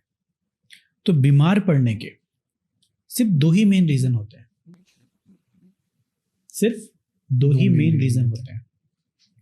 पहला रीज़न कि हमारे बॉडी में हमारे ऑर्गन्स को या हमारे सारे स्ट्रक्चर्स को जो भी मिनरल्स चाहिए, जो भी न्यूट्रिशन चाहिए, या तो वो ठीक से नहीं मिल रहा है, या फिर हमारी बॉडी में टॉक्सिन्स का एक्युमुलेशन हो रहा है। ओके, टॉक्सिन्स मतलब समझ रहे हैं कि जो भी हम खाते पीते हैं या जो भी हमारा लाइफस्टाइल है उसके बाई प्रोडक्ट में एक टॉक्सिन बनता है। फॉर एग्जांपल कि जैसे आग जलता है तो धुआं निकलता है, तो कोई भी चीज़ जब प्रोसेस होती है बॉडी में तो उसका कुछ वेस्ट बनता है, दैट इज कॉल्ड टॉक्सिन। तो क्या टॉक्सिन्स प्रॉपरली हमारी बॉडी से रिमूव हो रहे हैं या नहीं हो रहे हैं? तो अगर वो प्रॉपरली रिमूव नहीं होगा तो ऑटोमेटिकली बॉडी में एक्यूमुलेट होगा। जब एक्यूमुलेट होगा तो कहीं ना कहीं डिजीज फॉर्म करेगा। ठीक है, तो जो मैंने पहले बात करी कि एक तो है न्यूट्रिशन की कमी, तो जब हम न्यूट्रिशन की कमी करते हैं तो फिजियोलॉजिकल हेल्थ में जब हम बात कर रहे हैं तो आप देखना डायबिटीज़ क्या है कि आपके ब्लड में शुगर बढ़ गया एक लिमिट से ज़्यादा। ब्लड प्रेशर मतलब कहीं ना कहीं आपका जो प्रेशर है जितना ब्लड का वो एबनॉर्मल हो गया। हर घर में बीपी के आजकल हाँ। पेशेंट होते हैं। मतलब यही अगर हम बात करें पीसीओडी बोले तो हार्मोनल इम्बैलेंस, कि हार्मोन्स जितना अमाउंट में रिलीज होना चाहिए था बॉडी में उससे ज़्यादा हो रही है, कम हो रही है। आपको मैं इंटरप्ट करूंगा इस पे। पीसीओडी की जब हम बात करते हैं, आजकल जब हम लोग देखते हैं कि मोर देन 40 to 50% गर्ल्स को ये प्रॉब्लम हो रही है और इसका कुछ प्रॉपर सॉल्यूशन शायद नज़र नहीं आता है जब हम देखते हैं। तो क्या प्रिकॉशन हो सकते हैं अर्ली एजेस में इसके, और कैसे हम लोग इसको बेटर कर सकते हैं अपनी लाइफ में? ये सॉल्यूशन पे मैं डायरेक्ट नहीं आऊँगा, पहले मैं प्रॉब्लम हो कैसे रही है मैंने क्या बताया कि नेचर को साफ करना, cleaning is a natural process. बिल्कुल, हमारी बॉडी में भी cleaning is a natural process, आप बस उसको गंदा मत करो। ठीक है, तो जैसे ही आपने पूछा हार्मोनल इम्बैलेंस, मतलब पीसीओडी बोले तो एक हार्मोनल इम्बैलेंस है। आप तो सिर्फ पीसीओडी बोल रहे हो, मैं ये बोल रहा हूँ कि जब हार्मोन इम्बैलेंस होता है तो उससे एक चेन ऑफ प्रॉब्लम है जो होती है। उसी हार्मोन इम्बैलेंस होने से डिप्रेशन की प्रॉब्लम होती है, उसी हार्मोन की इम्बैलेंस होने से थायराइड की प्रॉब्लम होती है, उसी हार्मोन के इम्बैलेंस होने से ब्रेस्ट कैंसर होता है, उसी हार्मोन के इम्बैलेंस होने से पीसीओडी होता है। या जितने भी गायनेकोलॉजिकल जो इश्यूज होते हैं वो हार्मोनल इम्बैलेंस की वजह से होते हैं। बिल्कुल। तो रादर देन कि हम पीसीओडी की बात करें, हम ये बात करें कि हार्मोनल इम्बैलेंस क्यों हो रहा है, क्योंकि जब आपको प्रॉब्लम पता चल जाएगा तो सॉल्यूशन आप अपने आप निकाल लोगे। क्यों हो रहा है हार्मोनल इम्बैलेंस? अगेन इस वजह से हो रहा है क्योंकि हम नेचर से डिस्कनेक्टेड हैं। ओके, आपने देखा होगा सनलाइट, आप हमेशा सुनते होंगे sunlight is very important, but उतना ही इंपॉर्टेंट मूनलाइट भी है। ओके, है ना, मूनलाइट भी इक्वली इंपॉर्टेंट है। आपने देखा होगा कि जो मून है वो हमारे वाटर को कैसे रेगुलेट करता है। ठीक है, पुराने टाइम पूर्णिमा का टाइम होता है तो ज्वार भाटा आता है ना, बिल्कुल, है ना, ज्वार भाटा आता है समुद्र में। उसी तरीके से जब मून का इफेक्ट पड़ता है तो हमारी बॉडी में भी जो वाटर एलिमेंट है, जो हार्मोन्स है, वो इन्फ्लुएंस होते हैं उससे। ओके, ठीक है, तो अगर आपको इनफ मूनलाइट नहीं है आपका एक्सपोजर, तो उससे आपके जो हार्मोन्स हैं वो भी बैलेंस्ड नहीं रहते। ओके, दूसरी चीज, कुछ ऐसी चीजें स्टिमुलेंट्स, जैसे मान लो एक फीमेल है, उसमें जो मिल्किंग हो रही है, कितना दूध आएगा वो डिपेंड करता है कि उसके हार्मोन्स कैसे हैं। तो आजकल आप देखना कि हमारी जो डेयरी इंडस्ट्री है, डेयरी इंडस्ट्री, भाई एक चीज बताओ, गायों का सिस्टम भी तो इंसानों के जैसा ही है ना। बिल्कुल है। क्या इंसान में 12 महीने दूध निकलता है क्या? नहीं भाई, एक बच्चा हुआ एक टाइम तक निकलेगा, एक पर्टिकुलर टाइम के लिए निकलेगा। वैसे ही अपने डेयरी में भी होता है कि बच्चा होगा तो पर्टिकुलर टाइम तक निकलेगा। बट आप देखना कि हमारी जो मिल्क की सप्लाई है वो तो पूरे साल एक जैसी रहती है। तो गायों को इंजेक्शंस दिए जाते हैं। कौन से इंजेक्शंस? ऑक्सीटोसिन के इंजेक्शंस दिए जाते हैं ताकि मिल्क उनको ज्यादा हो। ग्रोथ हार्मोन है एक तरह से, तो एक लिमिट से ज्यादा दूध बने उनके। हाँ, तो ये इन दिनों बहुत एक्सीड हो रहा है, एक्सीड हो रहा है। गाय का दूध बेचना है और पैसे डेयरी बनाने इंडस्ट्री हैं। में देख लो या पोल्ट्री इंडस्ट्री में देख लो, दूध भी आर्टिफिशियल इंजेक्शन से क्रिएट किया जा रहा है, एग्स भी आर्टिफिशियली इंजेक्शन से क्रिएट किया जा रहा है। कैसे, मतलब फिर क्या करें फिर?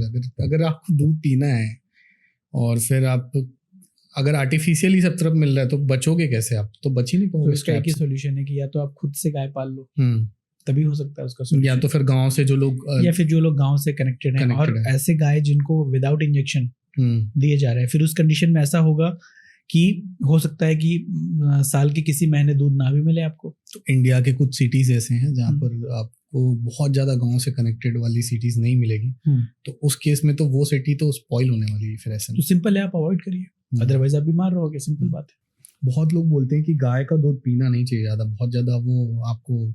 देखिए, आइडियली वैसे दूध की जब हम बात करेंगे तो इस यूनिवर्स में इंसान को छोड़ के, इनफैक्ट जो गाय का बच्चा है वो भी जिंदगी भर दूध नहीं पी पाता है, अपनी माँ का दूध पीता है। इवन वो अगर ज्यादा पी ले तो उसको भी प्रॉब्लमेटिक हो जाती है। सिंपल बात है, दूध गाय के बच्चे के लिए भी जरूरी था, वो भी एक टाइम पे बंद कर देती है पीना। इंसान है जो पूरी जिंदगी दूध पी रहा है, ठीक है। तो इंसान जो है जो पूरी जिंदगी दूध पी रहा है तो इस वजह से सफर भी कर रहा है ना। तो ये हमको समझना पड़ेगा। तो दूध से बहुत सारी प्रॉब्लम होती है, आपका कहना? बहुत सारी, क्योंकि आजकल तो दूध मतलब समझ जाओ वो हार्मोन्स है, उसमें इंजेक्शन से ही क्रिएट हो रहा है दूध। ओके, तो वो तो प्रॉब्लम देगी ही आपको। और ये जो डेयरी में आ रहा है, मतलब हमारे जो शॉप्स में मिल रहा है, तो फिर आप आर्टिफिशियल दूध ही हुआ फिर बाकी? बिल्कुल, क्योंकि इतना प्रोडक्शन तो पॉसिबल ही नहीं। तो उसकी वजह से अगर हम वो कंज्यूम करते हैं तो हार्मोनल इम्बैलेंस रहेगा। अब एक चीज बताइए, आपने आज तक कहीं टमाटर का ऐड देखा है? नहीं।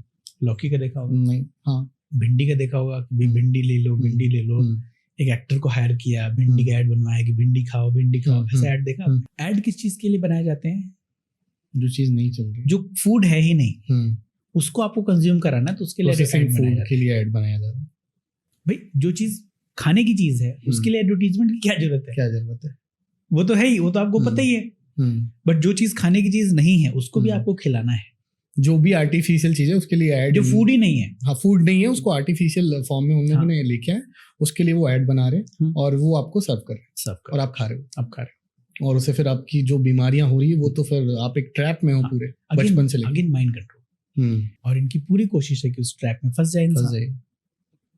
तो मेन चीज यही है। तो जब हम बात कर रहे हैं फिजियोलॉजिकल हेल्थ की, फिजियोलॉजी मैंने बोला कि बीमारी दो ही वजह से होती है, या तो न्यूट्रिशनल लैकिंग होगी या टॉक्सिन का रिमूवल प्रॉपर नहीं होगा। अब आप देखना कि नेचर ने हमारी बॉडी को कितना अमेजिंग, मतलब जब मैं इस पे जाता हूँ तो मैं खो जाता हूँ एक्चुअली कि बॉडी ने किस तरीके से बनाया। आप देखना कि बॉडी के 5 रास्ते हैं जहां से बॉडी टॉक्सिन्स को निकालती है, बॉडी से खुद से निकालती है। ओके, कब निकालती है? आप कुछ ऐसा खा लेते हो जो आपको ज्यादा है या नहीं खाना चाहिए, तो बॉडी वोमिट कर देती है, वोमिट कराती है। हाँ। क्या चाहते हो आप? वोमिट हो मेरे को? नहीं, बिल्कुल अपने आप होता है ना।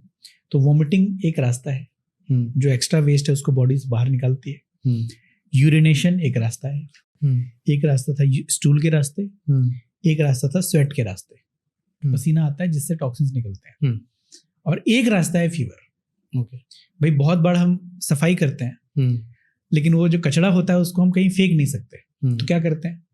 इकट्ठा करके आग लगा देते हैं उसमें। बिल्कुल।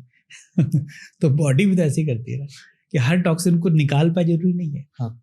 तो जिसको नहीं निकाल पाती उसको इकट्ठा करके बॉडी का टेम्परेचर बढ़ाती है ताकि वो टॉक्सिन को खत्म कर सके बॉडी से। It's a process of cleaning. तो हम ये बोलते हैं कि हैप्पी डिजीजेस, फीवर आएगा, वोमिटिंग होगी, अच्छी बात है फीवर आना, हाँ वोमिटिंग होगी, है ना, फ्रीक्वेंट यूरिनेशन होगा, डिसेंट्री दस्त लग जाएगा, तो आपको खुश हो जाना है। ओके, घबराना नहीं है। ओके, ये हैप्पी डिजीजेस है। अगर नहीं हो रहा है तो प्रॉब्लम है। हाँ, मतलब अगर बॉडी आपका नहीं कर पा रही तो प्रॉब्लम है। तो ये जब हो तो आपको घबराना नहीं है, आपको बॉडी को सपोर्ट करना है। ओके, तो जब डिसेंट्री लग जाए, दस्त लग जाए, जब बॉडी पेट को साफ कर रही है, तो सिंपल आपको उस टाइम पे नहीं खाना है। हाँ, उस टाइम पे आपको हाइड्रेटेड रहना है, न्यूट्रिशनल डिफिशिएंसी नहीं होने देना, लिक्विड आपको लिक्विड लेते रहना चाहिए, है ना। और फीवर आया, फीवर में क्या होगा कि अगेन फीवर में सॉलिड नहीं खाना चाहिए। अच्छा, फीवर से प्रॉब्लम क्या होती है, एक तो जब गर्मी होगी तो क्या होगा, पानी सूखेगा जल्दी, मतलब डिहाइड्रेशन, और दूसरा मिनरल लॉस। ये दो ही चीज़ होती है। बिल्कुल, आपको ये दो चीज़ को मेंटेन रखना है। तो उसका सबसे बेस्ट ऑप्शन है कोकोनट वाटर। ओके, कि आप कोकोनट वाटर अगर सिप मैनर में ले रहे हो तो आप हाइड्रेटेड भी रहते हो और आपका जो मिनरल है वो बैलेंस रहता है। कोकोनट वाटर ना नेचर का बनाया हुआ बेस्ट सलाइन है। ओके, सलाइन है ना, सलाइन है वो। यहाँ पर कोई आर्टिफिशियल नहीं है कोकोनट वाटर में या कोकोनट में, वो किया भी नहीं जा सकता है, पॉसिबिलिटीज नहीं है। क्योंकि इंजेक्ट भी करेंगे तो फिर वो उतने अंदर तो कोई इंजेक्ट नहीं होगा। हालांकि उसका डीप में जेनेटिकली मॉडिफाई किया जा चुका है वो चीज, लेकिन फिर भी मतलब बहुत ज्यादा अल्टरेट उस रूप में नहीं किया जा सकता। बिल्कुल। ओके, तो ये चीज आपको रखना है। तो जब भी ये 5 सिम्टम्स आए आपकी बॉडी में तो उससे घबराना नहीं है, आपको सपोर्ट करना है बॉडी को, सिंपल, जिससे बॉडी टॉक्सिन्स को रिमूव कर पाती है प्रॉपर तरीके से। लेकिन जब आप टॉक्सिन्स को रिमूव नहीं होने देते हो, वॉमिटिंग आ रही है और आपने वॉमिटिंग को रोक दिया फोर्सफुली, कफ, अच्छा कफ एक मेरे से मिस हो गया था, कफ इटसेल्फ एक टॉक्सिन को रिमूव करने का बहुत स्ट्रॉन्ग माध्यम है, ठीक है ना। अब किसी को सर्दी खांसी हुआ, आपने उसको फोर्सफुली रोक दिया, तो फोर्सफुली जब आप कफ को नहीं निकलने देते हो बाहर बॉडी से, तो वो क्या करता है, जो आप एंटीबायोटिक्स लेते हो उससे क्या होता है, कफ जो है वो अंदर ही ड्राई होके आपके लंग्स के चारों तरफ चिपक जाता है। ओके, और यही चीज आगे चल के अस्थमा में कन्वर्ट हो जाता है। ओके, ठीक है, इतना स्टिकी हो गया कि अब नॉर्मल खांसने से भी नहीं निकल रहा कफ। ओके, इतना स्टिक होके चिपक गया लंग्स के वॉल से कि अब वो प्रॉपर एक डिजीज में कन्वर्ट हो गया। तो उसी तरीके से हमको कभी भी बॉडी के डिटॉक्सिफिकेशन सिस्टम से छेड़ना नहीं चाहिए। अगर हम किसी भी चीज को फोर्सफुली रोकते हैं तो उसी की वजह से नेक्स्ट लेवल की बीमारियां जो है वो क्रिएट होती हैं। फीवर आया, आपने उसको फोर्सफुली आप उसको डाउन करने की कोशिश करोगे तो वो अगेन जो टॉक्सिन्स को खत्म हो जाना था फीवर की वजह से वो नहीं खत्म हुआ। फीवर जब भी हम लोग को आता है तो हम डॉक्टर के पास जाते हैं और 3-4 दिन की दवाई वो देता है, और क्या वो दवाई हम जो ले रहे हैं तो अपने आप को फोर्स कर रहे हैं कि भाई तुम जल्दी ठीक हो जाओ? नहीं, देखो फीवर लाती क्यों है बॉडी, बॉडी टेम्परेचर को रेज करती है ताकि कोई भी पैथोजन है, वायरस हो सकता है, बैक्टीरिया हो सकता है, उसको किल कर सके, उसको बर्न कर सके, उसको खत्म कर सके। क्योंकि कोई भी वायरस जो है वो 42 डिग्री टेम्परेचर पे सर्वाइव नहीं कर सकती। ओके, 42 डिग्री टेम्परेचर जो है उस पर कोई भी वायरस सर्वाइव नहीं करेगा।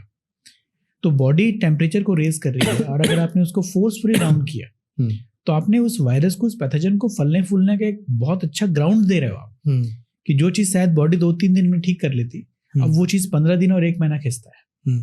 तो वो आपके उसी की वजह से खिंचता है कि आप उसको जब फोर्सफुली डाउन करने की कोशिश करते हो।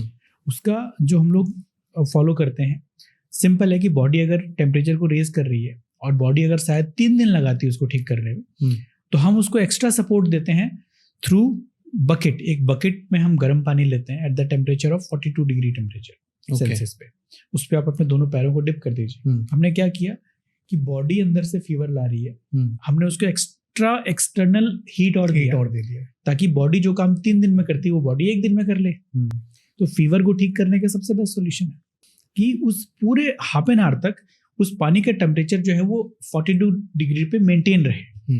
तो उसके लिए आप क्या करोगे कि अगर आप घर में हैं तो आप एक बाल्टी में अपने पैर डुबाया है, दूसरे बाल्टी में आप गरम गरम पानी लेके आओ गीजर का, और एक मग्गे से थोड़ा हर 5-5 मिनट में इससे आपने एक मग्गा पानी निकाला और गर्म पानी उसमें ऐड कर दिया ताकि टेम्परेचर जो है वो मेंटेन रहे। ओके, और बहुत इजीली फीवर निकल जाता है। बहुत सारे लोग ये रेमेडीज ना यूज करते हैं। अगर एक बार में नहीं हुआ तो आप इसको हर 2-3 घंटे में रिपीट कर सकते हैं। ओके, 1 दिन में खत्म हो जाता है फीवर। साथ में फीवर में आप ये ध्यान रखो कि फीवर में 2 ही प्रॉब्लम होगी, या तो डिहाइड्रेशन होगा, वाटर लॉस होगा, या फिर मिनरल्स की डिफिशियंसी होगी। ओके, तो दोनों को आपको मेंटेन रखना है। तो उसके लिए coconut water is the best solution. जो जब भी आपको फीवर है तो आप सिप करके आप सॉलिड छोड़ दो, 1 दिन के लिए मत खाओ कोई भी सॉलिड फूड, आप लिक्विड पे आ जाओ जिसमें आप कोकोनट वाटर लेते रहो सिप मैनर में। सिप मैनर बोले तो पानी को भी पीने का एक तरीका है। ओके, जनरली हम लोग गट पी जाते हैं, बट अब हम लोग फार्मिंग में यूज कर रहे हैं। अब हम फार्मिंग में क्या करते हैं, ड्रिप सिस्टम यूज करते हैं, अंदर जाके जड़ में टपकाते हैं, टप टप टप, और एक मग्गे में काम हो जाता है। और ऊपर से आप 1 बाल्टी पानी डाल दो, आधा उड़ जाएगा, आधा फैल गया, कितना जमीन तक गया, कितना जड़ तक पहुंचा, कुछ नहीं पता। इसलिए पुराने लोग बोलते हैं कि आपको घूट घूट करके पानी पीना है। तो पानी को पीना नहीं, खाना चाहिए। ओके, मतलब एक गिलास पानी खत्म होने में कम से कम 15 से 20 मिनट लगना चाहिए। ये पुरानी कहावत है, पानी को पीना नहीं, ये खाना प्रैक्टिकल चाहिए। है, हाँ। ताकि आपकी बॉडी एब्जॉर्ब करती है। एक्चुअली क्या होता है, हमारी बॉडी के ना वाटर को एब्जॉर्ब करने की एक लिमिटेड कैपेसिटी है। हम्म, आपका जो स्टमक है वो एक बार में उतना ही पानी एब्जॉर्ब कर पाता है जितना आपके मुंह में आ गया। ओके। उससे ज्यादा अगर आपने पिया भी तो हम्म, यूरिन के रास्ते बाहर हो जाता है। आप एक प्रैक्टिकल करके देखना कि आप गट गट गट गट 1 गिलास 2 गिलास पानी पी जाओ, आप देखना कितने देर में यूरिन आती है। मोस्टली लोग ऐसे ही करते हैं, वो निकल जाता है यूरिन। आपको लग रहा है मैंने पानी पी लिया, पानी लेकिन पी वो लिया। एब्जॉर्ब ही नहीं हुआ बॉडी में। ओके। अब आप करना कि उसी 1 गिलास पानी को आप सिप सिप करके पियो 15 से 20 मिनट लगा के, ओके। आप देखना यूरिन नहीं आएगा। ओके। तो कहाँ गया पानी? एब्जॉर्ब, बॉडी ने एब्जॉर्ब, आपकी बॉडी ने एब्जॉर्ब किया पानी। ओके। और बहुत सारी प्रॉब्लम, भाई सिंपल बात है, घर अगर गंदा होता है तो आप उसको पानी से ही धोते हो ना। अगर बॉडी में टॉक्सिन ज्यादा एक्यूमुलेटेड है, वेस्ट ज्यादा कलेक्टेड है, तो कैसे साफ होगा? उसके लिए उसको पानी चाहिए। बिल्कुल। लेकिन हम पानी गड़गड़ा के पी ले रहे हैं, ठीक है, उस चक्कर में बॉडी को पानी मिल ही नहीं रहा प्रॉपरली तरीके से। अच्छा, आजकल तो मैं देखता हूँ कि लोग बॉटल वाला पानी पीते हैं, सो कॉल्ड मिनरल वाटर, है ना, सारे रेस्टोरेंट पे, सारी जिसमें जगह भर पे। भर के प्रिजर्वेटिव मिला रहता है, और वो मेडिकेटेड वाटर है, it's not mineral water. Okay. I say medicated water. Okay. तो मैं हमेशा अपना एक बॉटल लेके चलता हूँ, है ना, क्योंकि मुझे क्यों मेडिकेटेड वाटर पीना है यार? पानी तो एक ऐसी चीज है कि वो आपको डेली चाहिए और शुद्ध चाहिए। और आप उसको अगर आप प्रिजर्वेटिव के साथ लेते हो तो वो आपको क्या धीरे धीरे बीमार नहीं करेगा? बिल्कुल करेगा बीमार। ये हुआ वाटर की बात। पहले हमने बात करी थी अर्थ की, अब हमने बात करी वाटर की। हाँ, हमको वाटर भी, पानी कैसे पीते हैं वो भी सीखना पड़ता है। फिर हमने बात करी लाइट की, कि लाइट भी एक मेडिसिन हो सकती है, कि इतना लाइट जो है वो एक एंटी डिप्रेसेंट पिल की के बराबर काम करता है, विटामिन डी मिलता है, सब कुछ मिलता है। लाइट की हम बात कर रहे थे तो बात ये हो रही थी कि जो वाइट लाइट है उससे हार्मफुल प्रॉब्लम हो सकते हैं। अगेन वो हमारे पीनियल ग्लैंड को अटैक करता है। तो मतलब सॉल्यूशन क्या हो सकता है? क्या हमको अपने घर में येलो लाइट यूज करना चाहिए? बिल्कुल, येलो लाइट या नेचुरल लाइट यूज करो आप। नेचुरल लाइट मींस आजकल एक तो वार्म वाइट आता था, फिर आजकल नेचुरल लाइट भी आता है जो नेचुरल लाइट को मैच करता है। ओके, वो यूज करिए रादर देन वाइट लाइट। फिर एयर की बात करते हैं, है ना, कि आजकल अगर हम एयर की बात कर रहे हैं तो प्रॉपर, भाई एयर से तो सब कुछ है हमारा ना, लाइफ अभी 1 मिनट के लिए बंद हो जाए तो राम नाम सत्य हो जाएगा। तो मैंने ये देखा है कि 95% लोग पूरी तरह से सांस ही नहीं ले रहे हैं। ओके, पूरी तरह से सांस ही नहीं ले रहे। पैटर्न होता है। हाँ, एक्चुअली बोलते हैं ना कि आपका टाइम डिसाइडेड है। टाइम डिसाइड नहीं होता, आपको ब्रेथ गिन के मिला हुआ है। ओके, इस बर्थ में इतना ब्रेथ।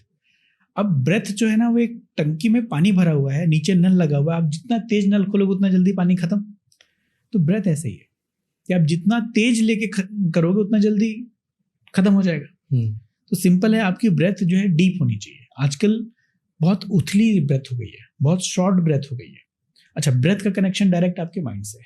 और ऐसा क्यों है कि हम लोग बहुत शॉर्ट ब्रेथिंग सिस्टम पे अभी वर्क कर रहे हैं और मतलब शॉर्ट ब्रेथ ही ले रहे हैं? उसके पीछे ये रीजन है कि जो हमारा माइंड और ब्रेथ है वो कनेक्टेड है। ओके, आप जैसे ही स्ट्रेस में आते हो, सबसे पहली चीज जो आपकी फिजियोलॉजिकल लेवल पे चेंज होती है वो आपकी ब्रेथ है। बिल्कुल। और आपकी ब्रेथ को आपकी पूरी फिजियोलॉजी फॉलो करती है बॉडी की। आपका सबसे पहले ब्रेथ तेज होगा, उसको फॉलो करेगा आपका ब्लड प्रेशर, उसको फॉलो करेगा आपका ब्लड शुगर, फिर बाकी केमिकल्स। तो अगर आप ब्रेथ को कंट्रोल कर लेते हो तो आप एक तरह से अपनी पूरी फिजियोलॉजी को कंट्रोल कर सकते हैं। ओके, तो ब्रेथ को जब हम बात करते हैं, सिंपल है कि आप देखना कि आपकी ब्रेथ कहाँ तक जा रही है। आप अपना एक हाथ रखो अपनी चेस्ट के ऊपर और देखो, एक हाथ चेस्ट के ऊपर और एक हाथ पेट के ऊपर। आप देखो, आप सांस लो, आप देखो कि आपका चेस्ट फूल रहा है कि आपका पेट फूल रहा है। ओके, तो मोस्टली 95% केसेस में चेस्ट फूलता है, पेट तक तो जाता ही नहीं है ब्रेथ। ओके, जबकि जाना चाहिए डायरेक्ट पूरी ब्रेथ नीचे तक। उसको बोलते हैं डायफ्रैग्मेटिक ब्रीथिंग, कि जब आप पूरी तरह से सांस लेते हो तो आपका डायफ्राम नीचे जाता है, जब नीचे जाता है तो पेट फूलता है। ओके, आप एक न्यूबॉर्न बेबी को देखना कि जब वो सांस लेता है तो बराबर पेट ऊपर नीचे होता है, पेट तक जाता है मतलब। लेकिन जैसे ही ईगो डेवलप होता है, जैसे ही स्ट्रेस आता है, वो ब्रेथ जो है पेट से हटके आ जाती है ऊपर तक।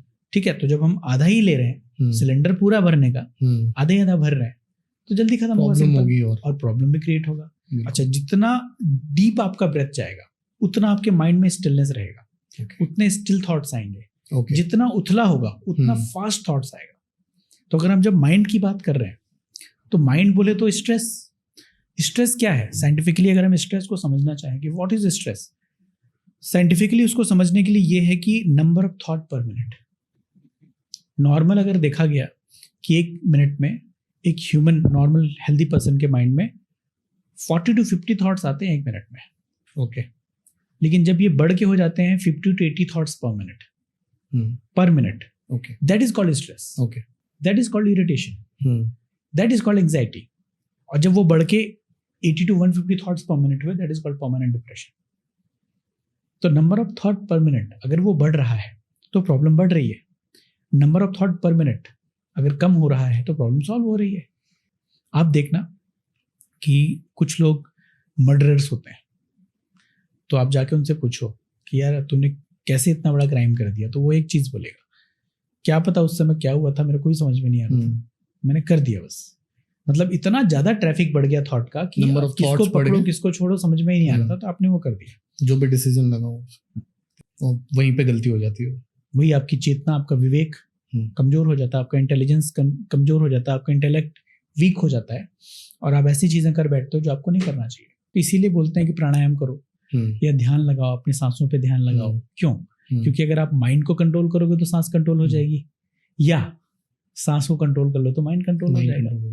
तो ये माइंड एंड बॉडी का एक बहुत गहरा कनेक्शन हो गया ना। फिर आप देखना उसके बाद आकाश तत्व भी आता है। आकाश तत्व का क्या रोल है इंपॉर्टेंट हमारे लाइफ में? तो बहुत बार हम स्ट्रेस में आते हैं, तो क्या बोलते हैं, यार मुझे अकेला छोड़ दो, मुझे किसी से बात नहीं करनी है, मुझे बस अकेला छोड़ दो।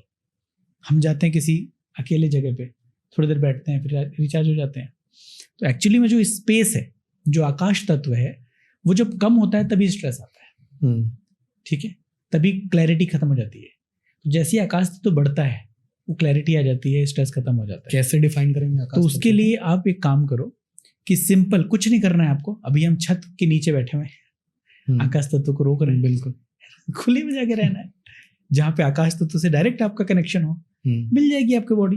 इसलिए जब बहुत ज्यादा आप स्ट्रेस में होते हैं, डिप्रेशन में होते हैं, तो लोग घूमने जाते हैं और ऐसी जगहों पे जाते हैं जो पहाड़ों जो खुला हो, नेचर वाली जगह पर जाते हैं और उनको रिलैक्स फील होता है। आप एक एक्सपेरिमेंट करके देखना कि आपको स्ट्रेस लग रहा है, आप किसी आसपास के पार्क में चले जाओ और लेट जाना जमीन पे और आसमान को देखना थोड़ी देर तक।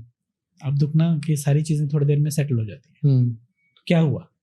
हाँ, मोस्टली लोग 90% लोग यही करते हैं कि उनको ऐसी जगह चाहिए होती, मतलब नेचर चाहिए होता है एट द एंड, क्योंकि नेचर में ही सॉल्यूशन है। अगर इस दुनिया में कोई भी चीज अगर दवाई हो सकती है, मेडिसिन हो सकती है, तो वो क्या हो सकती है? नेचर।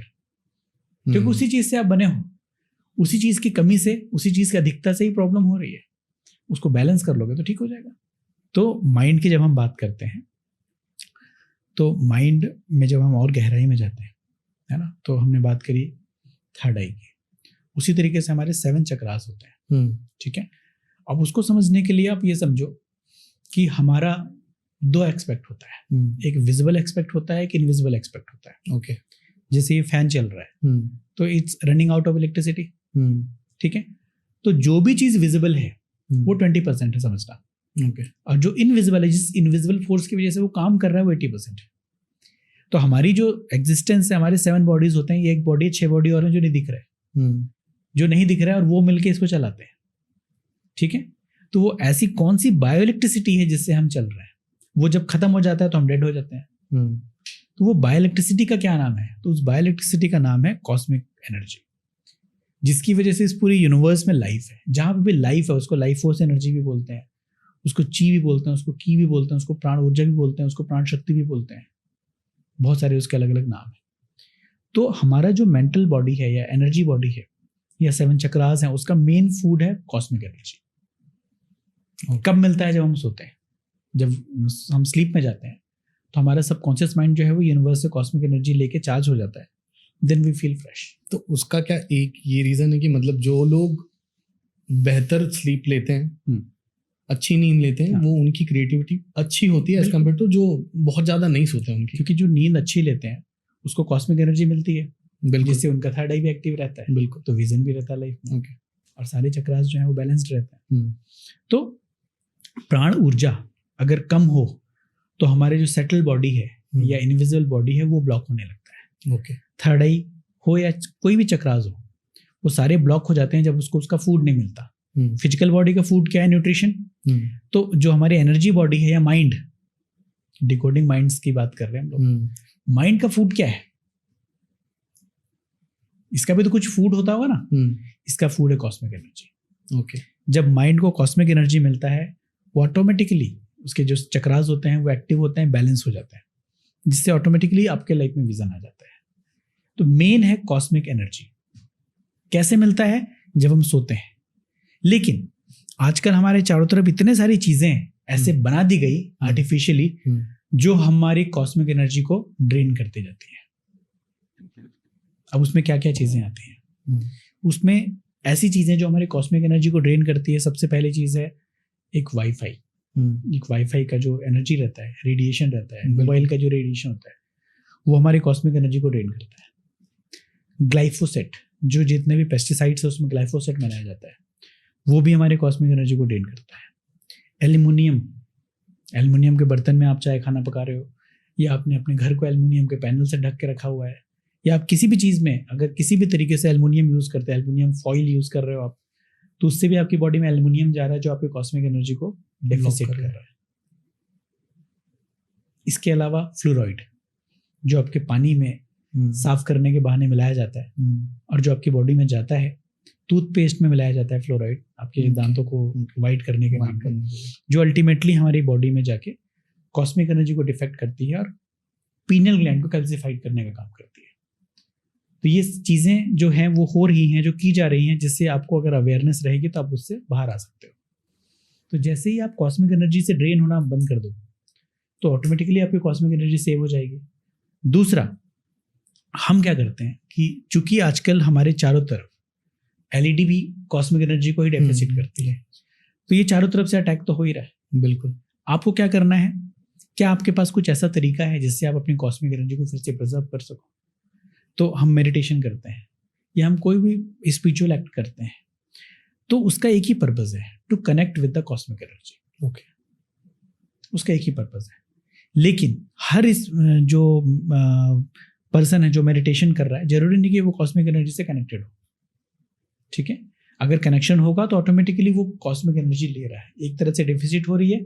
अगर आपके पास एक एबंडेंस ऑफ कनेक्शन है तो कोई प्रॉब्लम नहीं है, लेकिन अगर नहीं है तो प्रॉब्लम है, क्योंकि आजकल नींद ही लिमिटेड हो गई है ना, क्वालिटी ऑफ स्लीप नहीं आ रहा है। फिर आजकल हम वाईफाई जो उनमें काम करते हैं, जो हमारी कॉस्मिक एनर्जी को ड्रेन करती जाती है। तो एग्जैक्टली जैसे गोल्डन वेलनेस में हमारे पास क्या सोल्यूशन है इसका, कि we have a setup of sound therapy. Okay, जिसमें हमारे पास बहुत सारे डिफरेंट फ्रिक्वेंसीज के टूल्स हैं जो डायरेक्टली सिद्ध किए हुए हैं कॉस्मिक एनर्जी से। मतलब when we tap it, it creates a vibration, जिससे वो कॉस्मिक एनर्जी को अट्रैक्ट करके जिसके लिए हम कर रहे हैं उसमें डाल देता है। कुछ टूल्स हैं अभी जो हम देख सकते हैं? हाँ, बिल्कुल है हमारे पास, जिससे ये कॉस्मिक एनर्जी में बात कर रहा हूँ, इसको हम चेक भी कर सकते हैं कि एग्जैक्टली आपकी बॉडी में कितना कॉस्मिक एनर्जी है, आपका कॉस्मिक रिजर्व कितना है, उसको हम ऑरा कहते हैं। राइट, ऑरा क्या है? आपका कॉस्मिक रिजर्व। ठीक है, तो उससे हम देख सकते हैं कि आपके पास कितना कॉस्मिक रिजर्व है। अभी मैं आपको दिखाऊंगा कि किस तरीके से हम किसी भी लिविंग या नॉन लिविंग दोनों में कॉस्मिक एनर्जी को डाल के, और देन उसका क्या इफेक्ट पड़ता है बॉडी पे, वो भी हम चेक कर सकते हैं, वो हम देख सकते हैं प्रैक्टिकली। दिखाऊंगा मैं अभी आपको। तो हम बहुत सारे टूल सेलेक्ट करते हैं अकॉर्डिंग टू योर रिक्वायरमेंट्स, और उसके हिसाब से बहुत सारी कॉस्मिक एनर्जी को अट्रैक्ट करके आपके शरीर में डाल दिया जाता है। ट्रीटमेंट से पहले कितना था वो हम चेक कर सकते हैं, ट्रीटमेंट के बाद कितना बढ़ा वो भी हम चेक कर सकते हैं। ओके, और उसका इफेक्ट भी हम चेक कर सकते हैं कि उसके कनेक्ट होने से आपकी बॉडी में क्या चेंजेस आते हैं। ठीक है, तो हम देखेंगे प्रैक्टिकली भी। आइए देखते हैं। सो आज हम देखेंगे कि एग्जैक्टली जो अभी हम बात कर रहे थे कि आपका जो 7 चक्रास है उसका जो मेन फूड है वो कॉस्मिक एनर्जी है। राइट, तो एक तो हम अभी चेक करेंगे कि देखिए आप किस चक्र तक एनर्जी का फ्लो चल रहा है और कहाँ पे ब्लॉकेज है। ठीक है, दूसरी चीज़ हम चेक करेंगे कि आपका कॉस्मिक रिजर्व कितना है, जिसको हम ऑरा कहते हैं। राइट, तो हम दोनों को चेक करते हैं। तो दोनों को चेक करने के लिए हमारे पास एक टूल है दैट इज कॉल्ड की स्कैनर। राइट, तो इसमें हम क्या करते हैं कि एग्जैक्टली हम ये चेक कर पाएंगे कि किस चक्र तक कॉस्मिक एनर्जी का फ्लो है। राइट, तो आप खड़े हो जाइए, सेल फोन लगा लीजिए।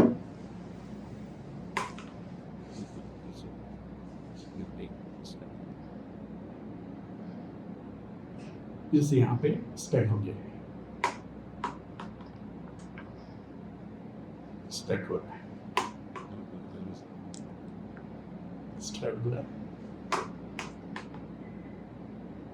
स्प्रेड होने का मतलब है कि वो नहीं शो कर रहा है, कॉस्मिक एनर्जी शो नहीं हो रहा है, राइट।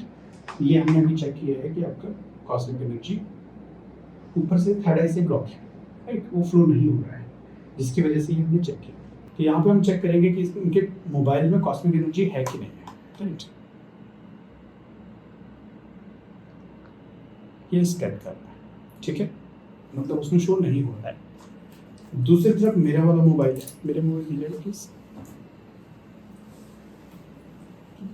Square code.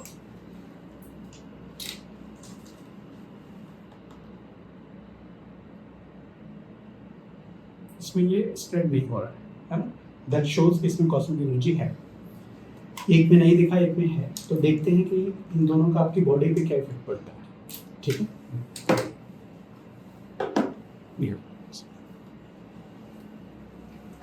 अभी निकाल नीचे रखना है। अभी मैं इनकी पावर चेक करूंगा कि बिना मोबाइल के इनकी बॉडी में कितना पावर है। तो मैं अपना लेफ्ट हैंड का लिटिल फिंगर, जो मेरी बॉडी का वीकेस्ट पार्ट है, उसका यूज करूंगा और मैं देखूंगा कि ये कितना प्रेशर रोक पा रहा है, ठीक है। थोड़ा इधर आ जाइएगा, हाँ रोकिए बिल्कुल पूरी ताकत से। मैं उसको हिला भी नहीं पा रहा, राइट, नीचे। ये हुआ वे आपका अभी का पावर, ठीक है, कि बिना रेडिएशन के आपकी बॉडी में मोबाइल कनेक्टेड नहीं है, तो उससे आपकी बॉडी में कितना पावर है, ठीक। अब आप अपना सेलफोन रख लो पॉकेट में, लीजिए। ये अभी मोबाइल जो हमने चेक किया था मशीन से कि उसमें शो कर रहा था कि कॉस्मिक एनर्जी नहीं है उस पर, तो देखते हैं कि उसका क्या फर्क पड़ता है, राइट। उठाइए हाथ, पूरी ताकत से रोकिएगा, रुको, क्या हुआ, रुको, आप देख पा रहे हो क्या, रोक ही नहीं पा रहे, मैं अपने लिटिल फिंगर ही यूज कर रहा हूँ, बट आप नहीं रोक पा रहे। ये इफेक्ट था आपके जो रेडिएशन है उसका, ठीक है। अब उसको हटा दीजिए। ये मेरा वाला मोबाइल रखिए, इसको रखिए पॉकेट। ये भी मोबाइल है, इसमें भी डबल सिम है, इसमें भी रेडिएशन सब कुछ है। देखते हैं बॉडी में क्या इफेक्ट पड़ता है। रोकिए पूरी ताकत से। इसमें मैं नीचे नहीं कर पा रहा, पता चल रहा है आपको, इसमें प्रेशर लगा रहा हूँ बट नीचे नहीं हो पा रहा है, ठीक है।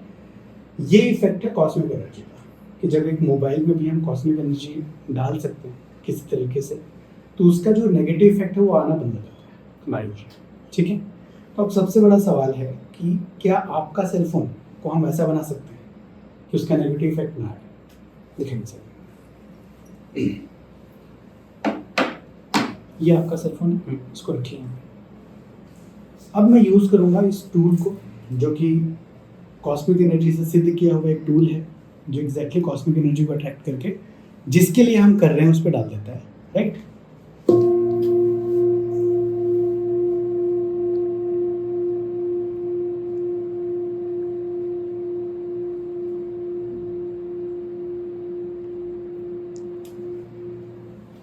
ये मैंने थोड़ा सा कॉस्मिक एनर्जी कोशिश करी है कि उसमें चला जाए।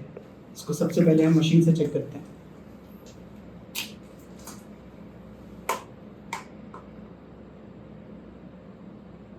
अभी ये नहीं फैल रहा है, दैट मींस इट शोज कि इसमें कॉस्मिक एनर्जी आ चुका है, राइट।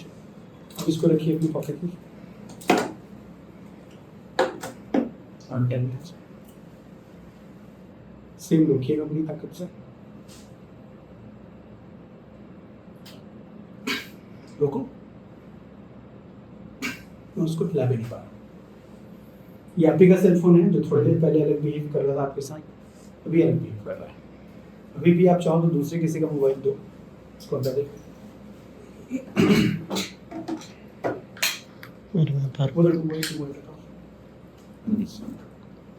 ये ओके,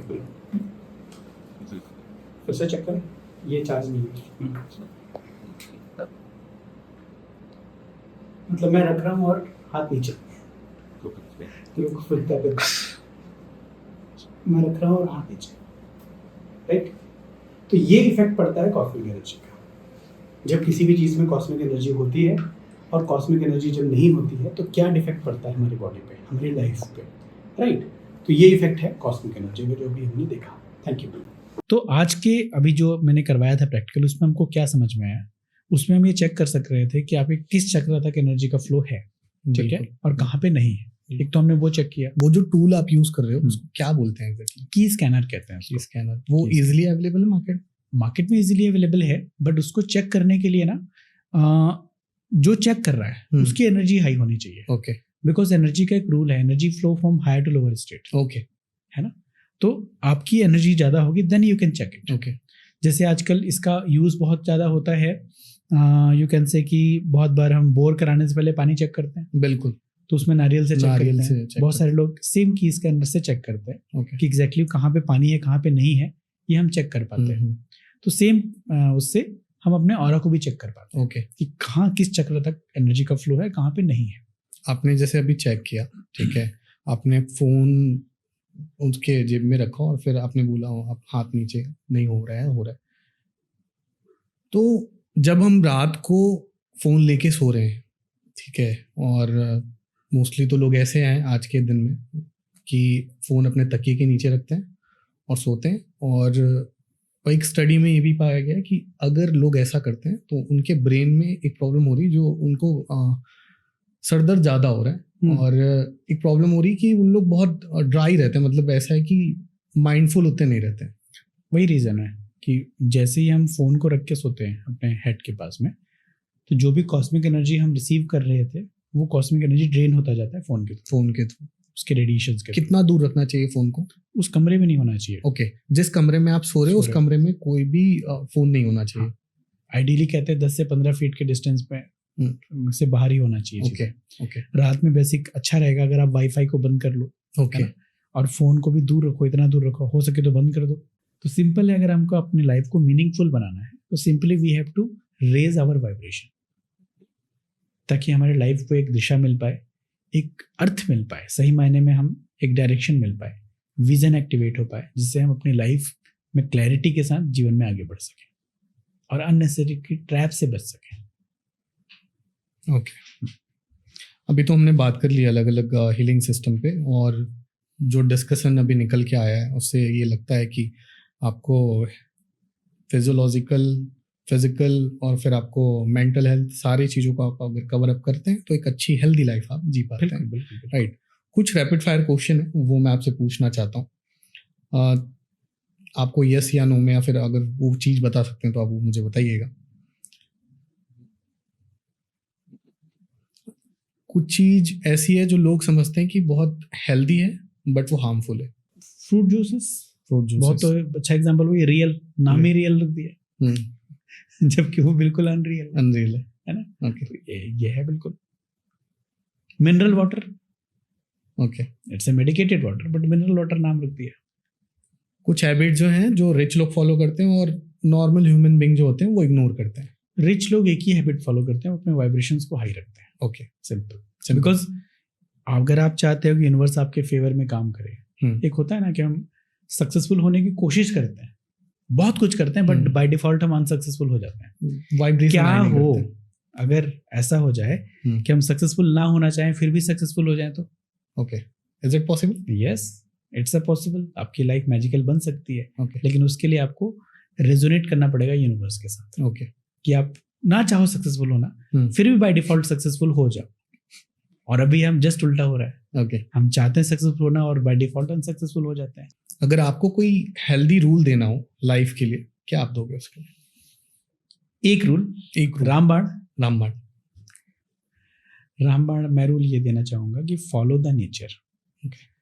दिन बना है ना, आप सन को फॉलो करिए। सन जब तक है तब तक आप कुछ खाइए, सनसेट हो गया मत खाइए। बहुत सारे लोग ये फॉलो करते हैं और इवनिंग से पहले, मतलब इंसान को छोड़ के सारे जानवर फॉलो करते हैं। हम ह्यूमन बीइंग्स नहीं सुधर पा रहे हैं। बंदरों को आप देना कभी रात में खाना, रात को 12-1 बजे खाना नहीं खाते वो लोग। ओके, सनसेट हुआ मतलब खाना बंद। ओके, चिड़ियों को देखना, आप सुबह भर के खाती हैं, सनसेट हुआ बंद, खाना बंद। तो बस एक रूल है, सिंपल। ओके, आप अपनी बॉडी को टाइम तो दीजिए खुद को हील करने के लिए। आप जब देखो तब कुछ ना कुछ इसमें डाल देते हो शरीर में। तो आपका जो हीलिंग सिस्टम है, आपकी जो हीलिंग पावर है, वो आपको हील कर ही नहीं पाती, क्योंकि आप हमेशा उसको डाइजेस्ट करने में लगा देते हो, कुछ ना कुछ डाल देते हो डाइजेस्ट करने के लिए। तो उसको आप टाइम तो दो। मेरा खुद का रूल 9 to 3, सुबह 9 से शाम के दोपहर के 3 बजे तक ही मैं खाता हूँ। 24 घंटे में सिर्फ 6 घंटे का विंडो है जहाँ पे मैं कुछ खाता हूँ। ओके। 3 बजे के बाद बंद, फिर डायरेक्ट दूसरे दिन 9 बजे।